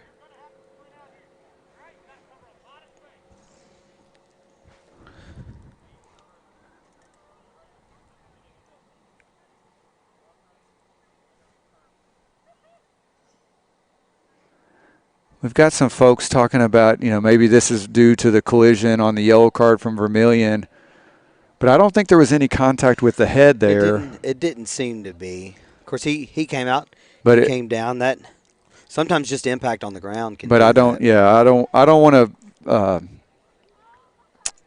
don't want to say something. I didn't see him fall. I just heard the folks start yelling, and I'm very thankful that he's up on his feet. It looks like they're going to be able to get him to a medical facility. And well, Diaz just gave the thumbs up, so it looks like we're going to start back in action. See how both teams respond to this. Yeah, that was an extended break. And we got a little over 8.5 left here. Gosh, man, you just hate to see kids get injured. And Muller's a senior, and it's even scarier to me that it happened off the ball, no play. So you call it. There's a handball before the foul. Yeah, and the ball's already back in. Frankfort trailing off. They're going to have to anticipate that quick ball from Great Crossing, especially in that when they're in there attacking third. Frankfort's got to being down. They're going to have to. This is Vermillion. He's drawing a crowd, much like Flores has been, and so he tried to go out wide there, I think, to Gritton. Yeah, it looks like Great Crossing is playing a little more compact in the middle. This is Mclean Barber with really nice defending there. He wins possession. He's trying to connect with his brother. Back to Vermillion. Out to Ty Hancock. He loads it up. Good early strike to he's trying to test a new goalkeeper. Yeah, see what Diaz is going to But just do high. out here. Just high.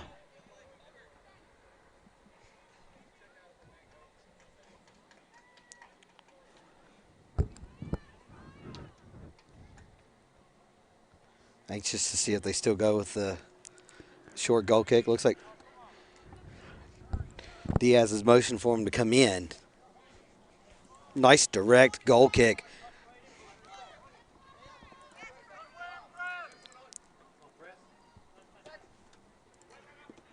Ball hit Ward right in the chest, and he's still involved. Well, he can distribute the ball. Preston Welch was looking to slot one through there, through the Panther defense. But, again, just in the position to. This is Hancock trying to squeeze it into Gritton. But like you've made that note, I don't know if they've made a change, but they clearly are playing a little bit tighter. This is Caleb Coates, number 8. I think that might be his first call of the night. This is Preston Welch on top of the box. He didn't get what he wanted on that one. No, he created the space. That final touch let him down a little bit. Sam Yoakum collects, and he's looking for Craycraft. He tried to play Gritton through.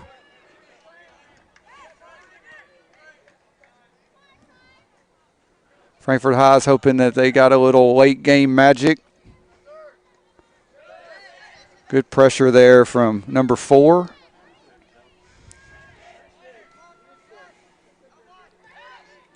This is Barber, and that's a tough call there. And this is a dangerous spot for the Panthers. They better be careful here. About where it was on the other side of the field. Don't see any urgency to set the wall up. Of course, Flores is going to slow play it just a little bit. Yeah, just a little over 5 minutes.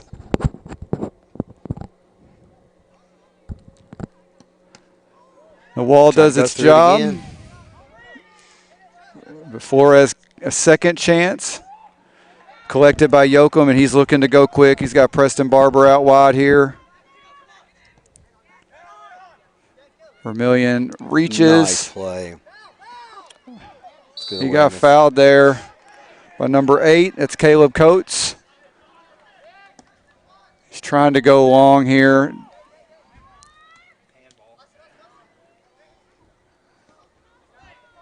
This is Preston Welch. Out wide here. Cut back. Ooh, 15 just over the top. That's Childers.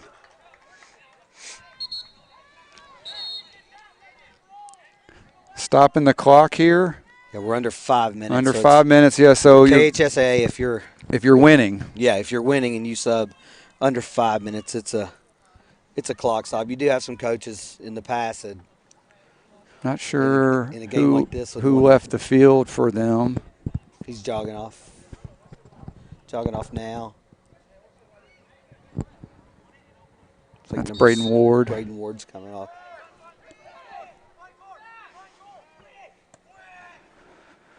Higbee looking out wide here to Ethan Carpenter.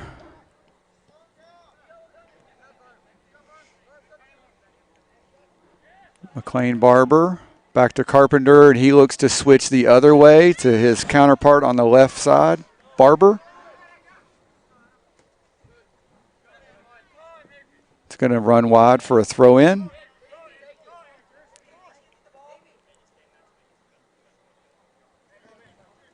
This is Mclean Barber. You know, he seems like good he's little received touch. A lot of the throw-ins tonight.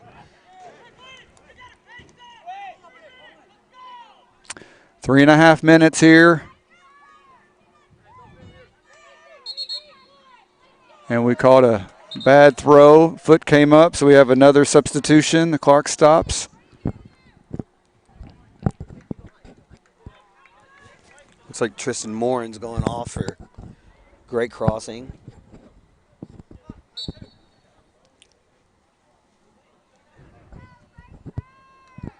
This is Coates.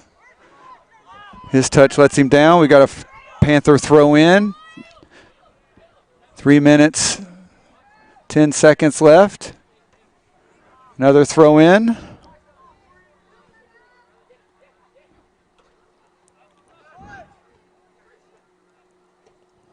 Looking for, that's Gritton. Wound it up. Vermillion's inside the box. And it ricochets off of his, I'm not sure what. The ball was initially saved. It ricocheted off, hit Vermillion, and trickled into the goal. Lady Luck was with the Panthers there. Play, though. And so with 2 minutes, the clock has 2 minutes and 50 seconds. Our timer is a little bit ahead. We are tied 2-2. It's as if we're over at Western Hills. You know, did not expect anything less out of both of these teams. 2-2, under 3 minutes left to go.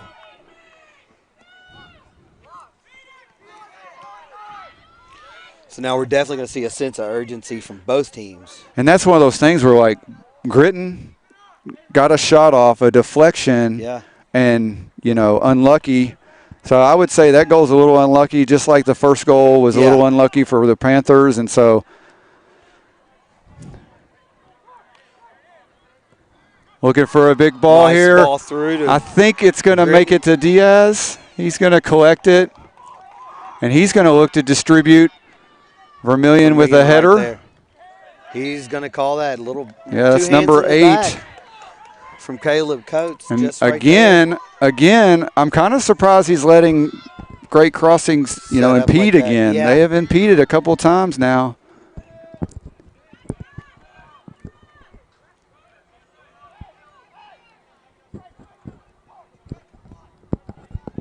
This is Hancock with the free kick. He goes short to Vermillion. He puts a strike on frame. Well done there by Diaz, because that was through a crowd. That was, great crossing, looking to counter quickly on this, trying to. And they got the ball in the spot they wanted. This is Welch. He's got Hamner in the back. Good D by Ashton Austin.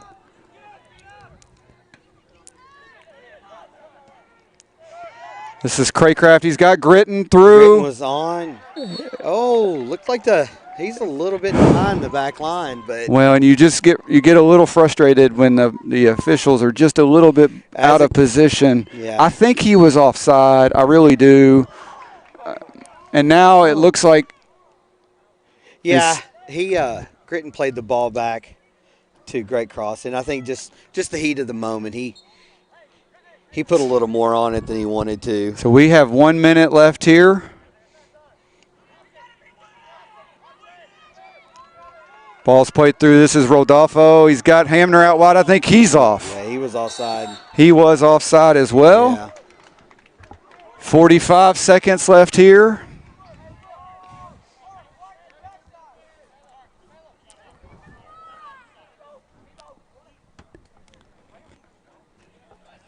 It's we're now at 30 seconds. 25, yep.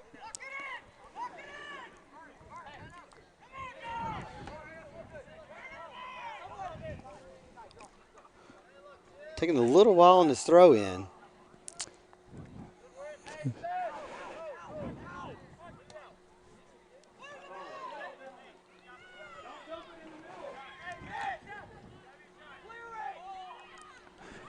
And That's there we time. go. All right, 2-2, end of regulation. We go to 5-minute golden goals, maybe 2 of them. We'll take a quick break and be right back on the Bluegrass Sports Network. Running a business takes a lot of focus and dedication. Keeping up with the ever-changing tax laws and keeping up with all the numbers behind your business, while necessary, can cause distraction and even a little anxiety. That's where Charles T. Mitchell, certified public accountants, come in. They've been helping local businesses run smoothly since 1964. They've got the experience and quality you deserve, and they'll put your mind at ease. Taxes, accounting, and assurance services for your business. Charles T. Mitchell, CTMCPA.com.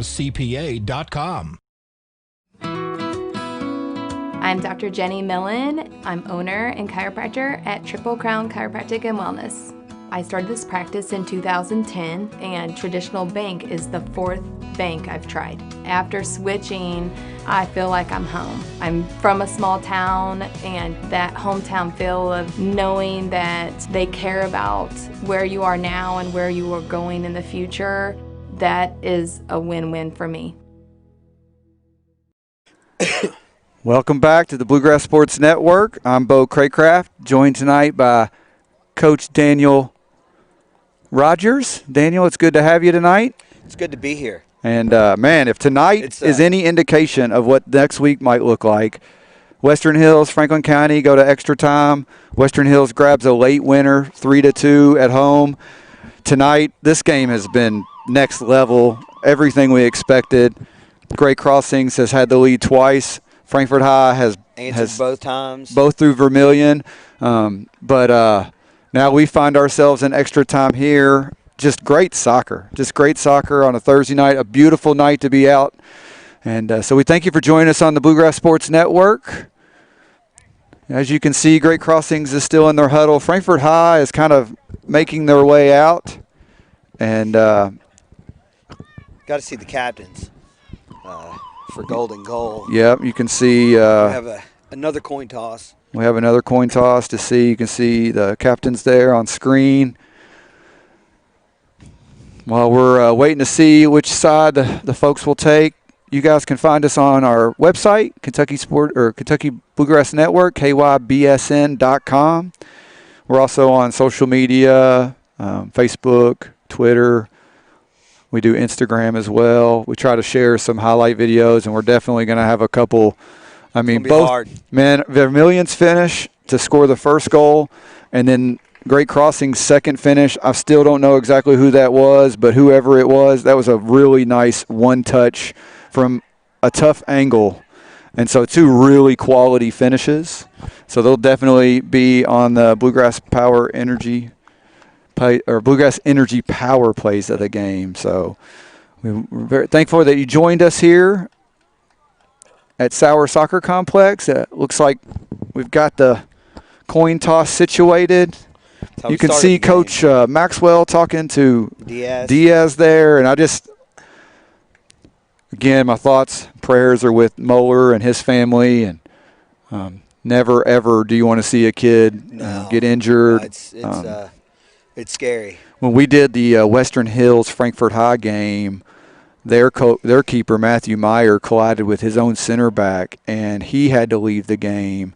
It was another one of those situations that was really scary. And so,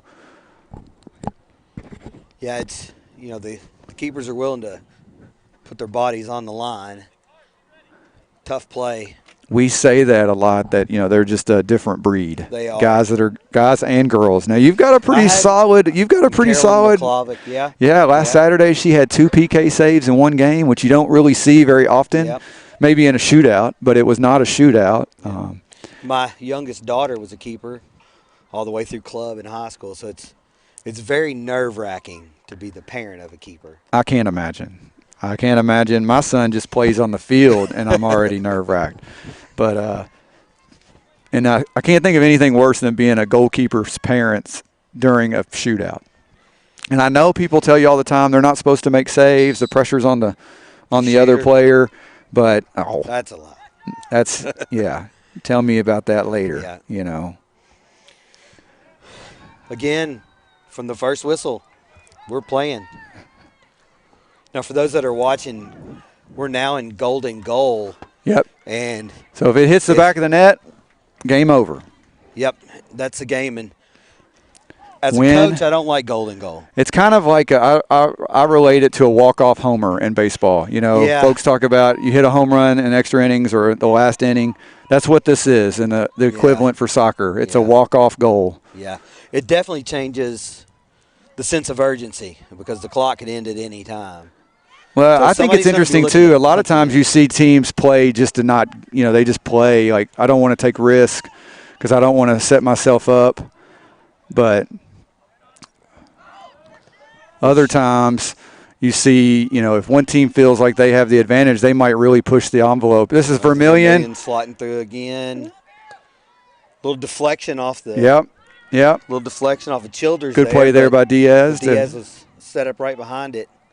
We saw, I know you're not a Liverpool fan, but we saw some crazy deflections this past weekend for Liverpool. Sunday was one of the craziest games. Those two Premier League games. Yeah. Man United and Liverpool both gave up like 6 goals or something. Liverpool gave up 7.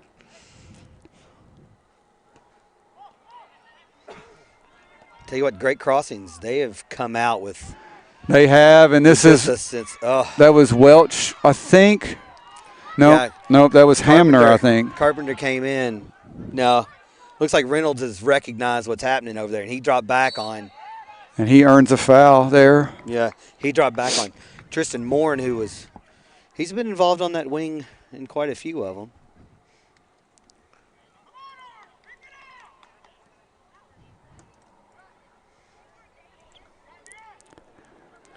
Oh, I'm having a hard time with my time bug, folks, so I apologize. We're not usually in a situation where we have extra time, so apologize for that.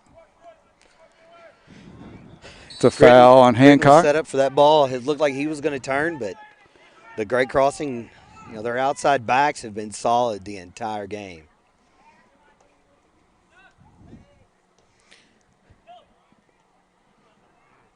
Good turn there. This is Rodolfo. It drops. And he just over the top. He was kind of reaching for it. Higbee was putting him under pressure. Yeah. And then you had Preston Barber coming in. But you were right. The pressure being applied right now is from the team in white. This is Welch. Austin Welch. Nice little move out wide. Austin. Carpenter coming over with Hancock. This is Reynolds. He's got a little space. He's going to look for Vermillion.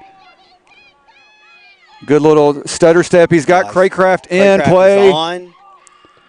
Early shot, just wide. Just wide. It was a good look. He had a guy bearing down on him. I think that was I don't think that was Trey Redmond. I think that was 23 Gindling. Yeah, Gindling in there again. But I tell you what, these back three, you have to earn it. Back four for great crossings. You really have to earn it. The rare heavy touch. Mclean Barber, yeah, he has been super solid. Looking to play a ball over the top there, but nobody home. We're under 40 seconds now, or right at 40 seconds now.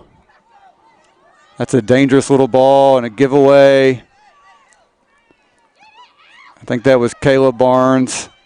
This is Adam Gritton. They've got Vermillion in a little bit of space. It overruns him. He's going to call, I think, a dangerous play there. Yeah. KHSAA, you can't really play on the ground. Yeah, if you kick at the ball on the ground, it's That's really to protect the player. Yeah, no, you're right. This is a good step by Ashton Austin. He's trying to find Craycraft.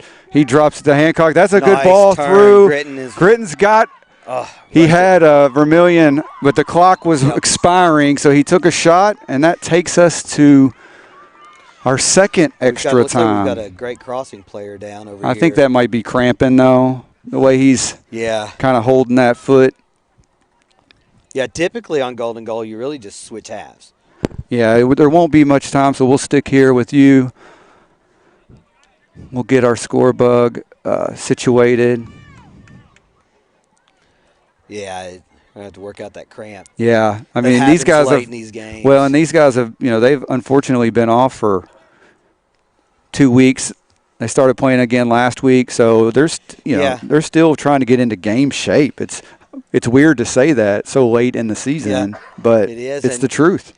I've talking just to a lot of players, not just ours, but other ones in the different cities and the different schools. It's tough being virtual. Yeah, you get out of that routine of, during the day, a regular student will drink a lot of water, go to lunch, get up there mobile. Now, they're a lot of them are just sitting in front of a screen. Now you work at the school district. You're at Frankfort Independent. Yeah, I do. Are you at the high school? I'm at 2nd Street. Okay. So you were talking about lifers earlier. I'm what they call a river rat. Okay. Kindergarten through 12. I'm a transplant. My wife is she transferred down to 2nd Street. She teaches 3rd grade, and so she's a transplant. We're not lifers, but one of the things I really like about Frankfort High is the tradition. You don't find a lot of schools, and I hear a lot of people, why does Frankfort have 3 schools? Why would they still have Frankfort Independent? And I said it's just different. It's a family feel. It's a smaller school. It's a Class A. They have about 250 students in the high school. I'd say Great Crossings may have 250 in their freshman class. Yeah, 3 years ago there were less than 50 girls in the entire school. That's insane. So it was crazy. But, Frankfort High's rich in tradition. I've worn the orange and blue out on the field. My last game went to PKs. Still don't forget it. It's been a few years. I played at Western Hills High School, so thankful that, they've accepted my family as my wife as a teacher. So, but it's good to see some new rivalries come along. Great Crossing on the boys and the girls side they've had an instant impact in the. Yeah, no, they definitely have. The district. I watched their girls play. I've watched their volleyball team play. My son played freshman basketball last year, and they have a really nice freshman group. So they're gonna be involved in this. Side netting on that. Yeah, looked like Yoakum had it covered, and let that go wide for a goal kick. This is Barber. Looking for Vermillion, gets a little touch on it. A lot of white on this side. He had there's a lot of white on Ethan Vermillion. Yeah. So they are not giving him much space. Got to be careful with that one. He almost called the foul, but no foul there because he's got Vermillion on one side. Vermillion, I think Craycraft had a chance there to play Gritton through, but chose to play Vermillion. This is Hancock. It's a rare misplay there, again by Hancock. Both teams have these late game giveaways. These late game situations, though, things get the pressure and the anxiety level is up a little bit. You want to punch one in. Well, you don't want to make a mistake, so sometimes your natural tendency is to try to play a little safer. Yeah.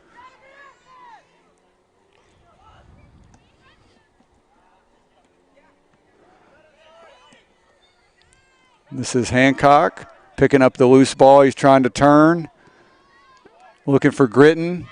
He turns a shoulder, drops it to Vermillion. His touch lets him down, and that's Austin Welch. These two been going at it all night. Referee right on top of it. Yep, that's a foul on Vermillion.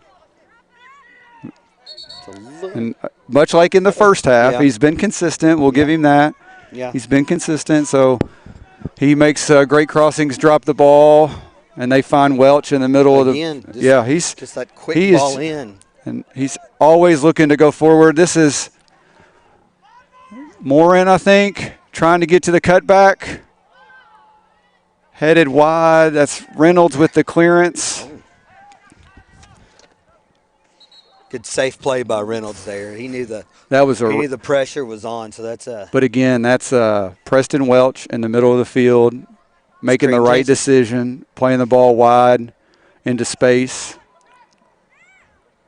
This is the other Welch, cleared by. All right, the Panthers are. We're looking. Vermillion picks it up, and he is going to be. I'm surprised he's not getting a card there because that was a promising attack. Yeah. I mean, I don't think it was intentional on the foul, but by rule, sometimes stopping a promising attack is a yellow. I guess we're just so in midfield, another it was far away, so that's a good point. Proximity and position on the field do matter. So, ball played in. Dangerous ball there.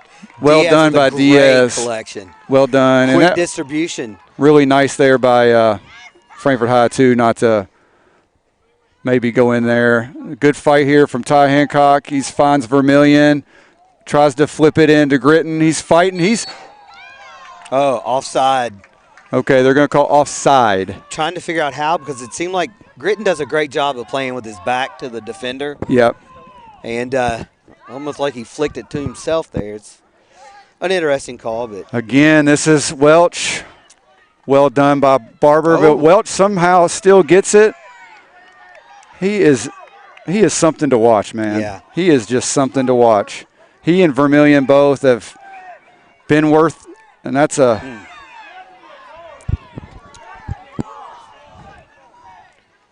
again the 30 seconds left. Just he's there. He's there. He's watching. He's going to pull it back again. There's no stoppage of play.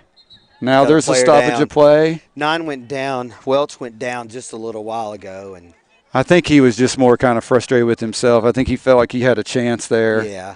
But the stoppage in play gives the Panthers a chance. There's still plenty of time. Barber was available on that backside, but now we got 12 seconds, 10 seconds. Ball's played in behind. Yoakum with a folks, for the second time in a row, I think these two teams are going to go to the spot. And they will. 80 minutes wasn't enough. 10 minutes wasn't enough. So now we will go to kicks from the spot to see who wins this district matchup. You're on the Bluegrass Sports Network. We'll be right back. Visit Lex by default is community focused. We're here to stimulate the economy locally and keep our hospitality industry running. When we made the switch to traditional bank, it was so easy. We're treated like we are the biggest client that traditional has. They're our neighbors, they're in our community, they're with us side by side. I'm Patricia Knight, Vice President of Finance and Operations with Visit Lex, and we're a community partner of Traditional Bank. Running a business takes a lot of focus and dedication. Keeping up with the ever-changing tax laws and keeping up with all the numbers behind your business, while necessary, can cause distraction and even a little anxiety. That's where Charles T. Mitchell, certified public accountants, come in. They've been helping local businesses run smoothly since 1964. They've got the experience and quality you deserve, and they'll put your mind at ease. Taxes, accounting, and assurance services for your business. Charles T. Mitchell, CTMCPA.com. All right, folks, welcome back to the Bluegrass Sports Network. I'm Bo Craycraft, joined tonight by Daniel Rogers. We are at Sauer Soccer Field.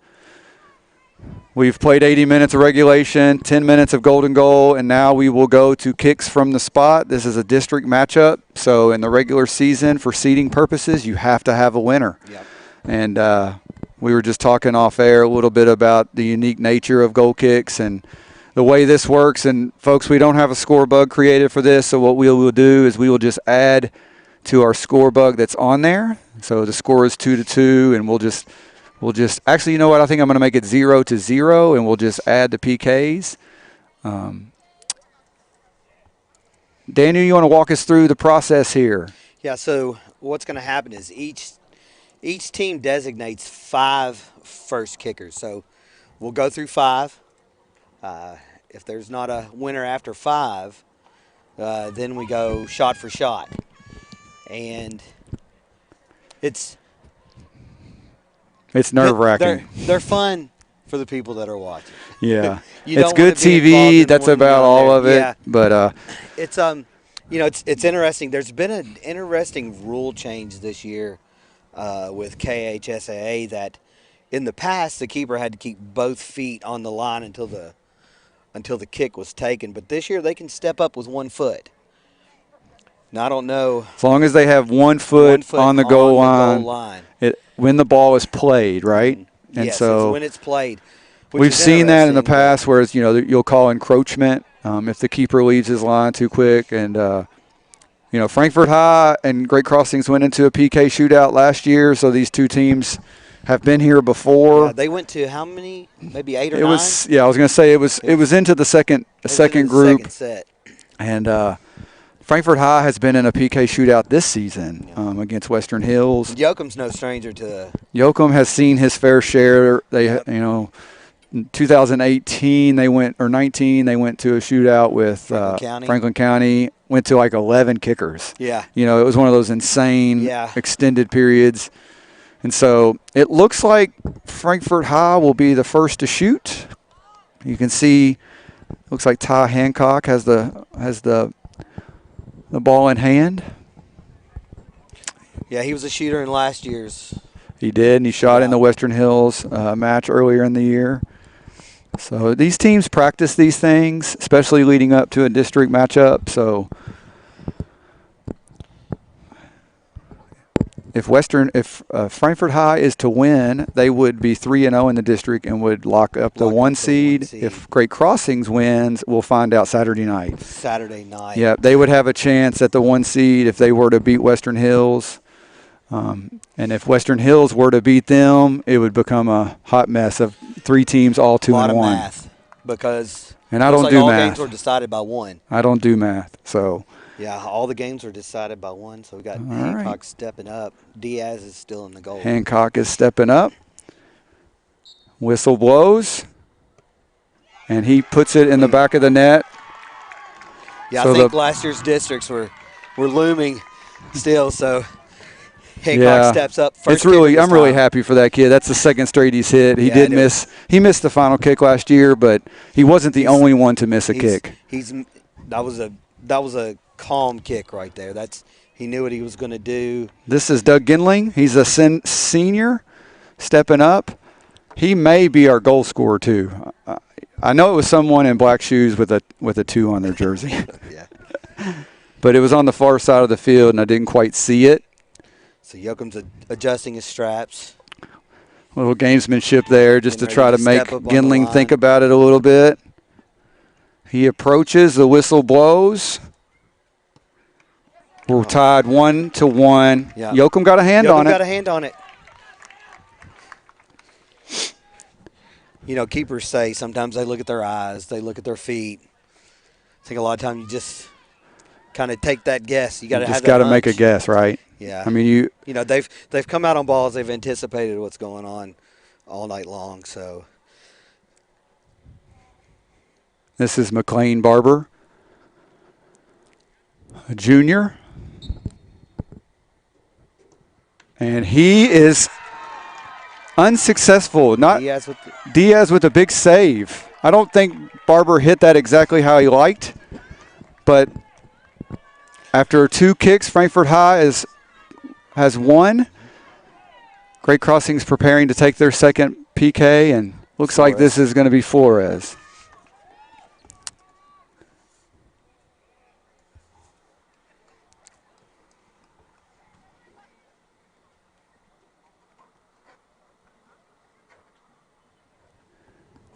And it's amazing, even when we do have folks here, we were at the Western Hills game. When the shootout starts, it just gets eerily quiet. I think I can hear the deer running. Yeah, it's and that adds to the pressure. And so Yoakum shaking it out. He's ready. Whistle blows. And Yoakum he with makes a a big save. Big foot save on that one. That was a big foot save. He guessed, I think, but the shot wasn't quite placed. I don't think how Flores wanted it. You can see his disappointment. It's tough for these young men. It is. It's a lot of pressure. I like to see his teammate coming out. Just this is just a game. Sometimes we forget about it. The kids, we want to win, of course, but this is Tyron Reynolds. He buries it. Buries that one. And he didn't waste much time. He had a quick run up. And that's the interesting thing, too. You see different styles. Some people do a slow run up. Some people do a quick run up. 2-3 steps. Looks like we've got the big center back, Dice, coming up to take the third kick. Big Dice, yep. And he played more of a defensive center mid.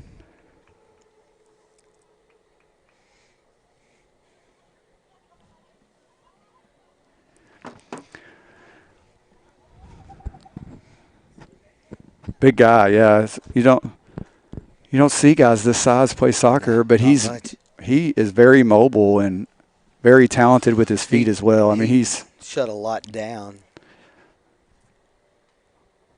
Whistle blows, little stutter step, and he puts it in the side net. And so after 3 rounds, 2 kickers to go, it is 2-2. Vermillion coming up for Frankfort. Vermillion coming, number 11.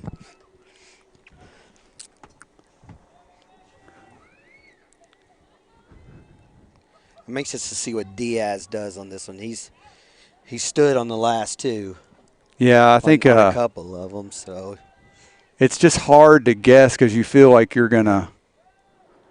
And you saw the AR there, just kind of back him up a little step. Vermillion with the run up. And he wrong-footed the keeper there. The keeper took a little step to the right, and Vermillion slotted it to his left. And Frankfort High's playmaker was shooter number 4. Guess who is shooter number 4 for the Warhawks? None other than number 9, Preston Welch.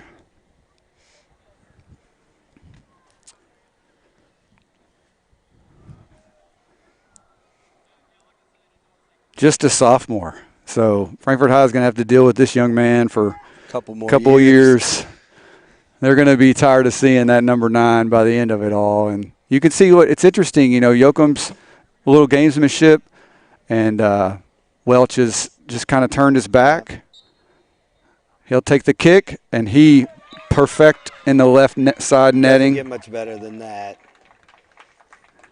And so we'll go to the 5th and final kicker of this first round. If we're still tied, we'll go into a sudden death situation. Adam Gritton will step up. Adam Gritton will step up here for Frankfort High.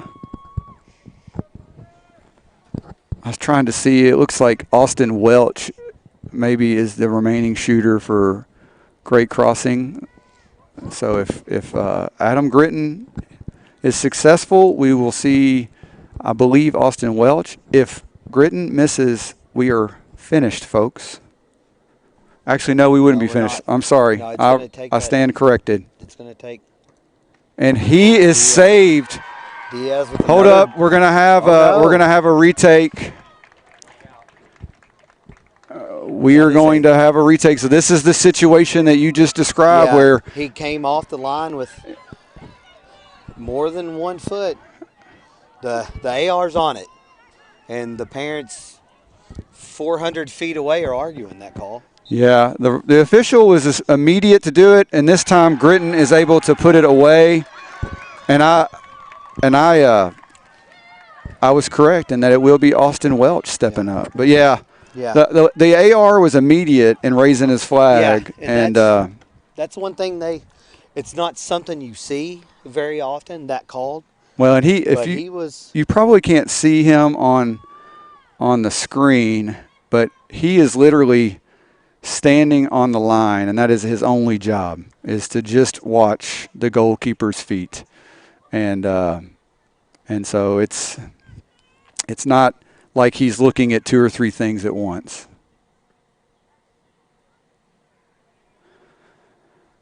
If Welch connects, we'll go to a second group of 5, sudden death. If he misses this, Frankfort High will grab the victory, and he does not miss.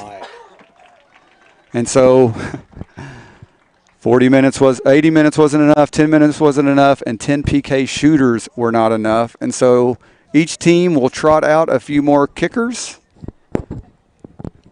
Yeah, now we're in the golden goal of PKs. These are sudden death. So now Frankfurt's shooting first. It's a little important that they need to put this one away. They got to slot it in, because if they don't, they need to put this one away. And this is number 8, Colby Craycraft.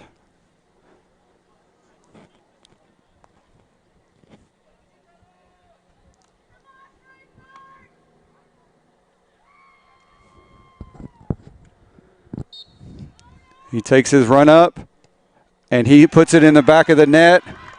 So now all the pressure is on. Yep.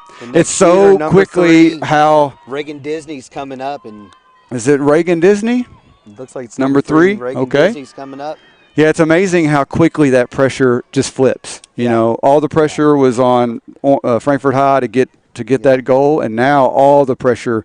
And it's not, you don't share any pressure like in the first 5, where if you miss one, there's still pressure to keep hitting them. Yeah. So we're in a situation here where it's make it or go home.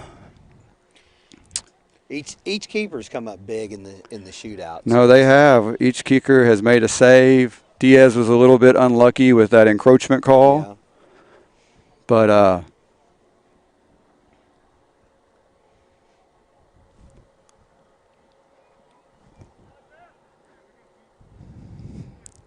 whistle is about to blow. Here we go. And he puts it in the back of the net. Really well done. And so now you have Preston Barber, second Barber to take a PK tonight.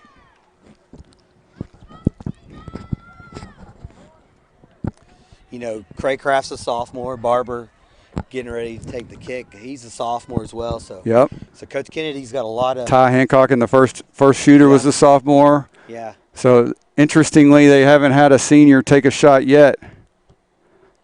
And Preston Barber is just wide. And so now Great Crossings has a chance to put this one away. We've got Tristan Morin coming up to take this one, it looks like. Is that who this is?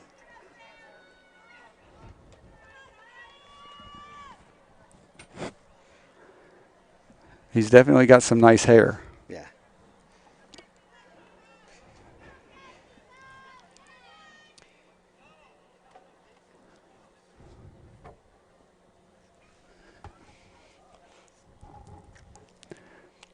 And he's left-footed.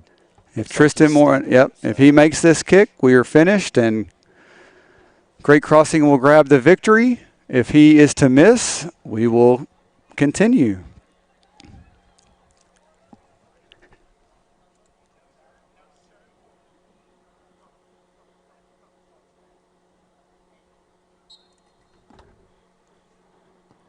And he puts it in the top shelf. Yeah. And Great Crossings comes away with a victory in a PK shootout to grab their second district win of the week. They have a chance to lock down that 1 seed on Saturday night against Western Hills. Frankfort High will move to 2-1 on the season, and you can see the disappointment in Yoakum. His teammates are trying to help him up down there. Yeah, it's tough to go out this way. You can't blame him for that loss. A shootout is a shootout. So, see a lot of sportsmanship out there from both teams. This is one of the games you like to watch. And that was a great soccer game. That was a great soccer game. I mean, you can't ask for much more. Great individual players, teams trying to play soccer. I mean, ultimately, it goes to a PK shootout. That's just the way this thing ends. But, folks, we thank you for joining us on the Bluegrass Sports Network. Before we sign off, I want to just lift up the Moeller family. For those of you that joined us later, the goalkeeper for Great Crossings fell to some type of injury, and so our heart and our thoughts and our prayers go out to him and his family. Hopefully we can get an update between now and Saturday when we are back at Great Crossing. So with that, this is Bo Craycraft. I'm signing off with Daniel Rogers. It's good to have you tonight, folks. Good to be here. We'll see you at our next stream. Good night.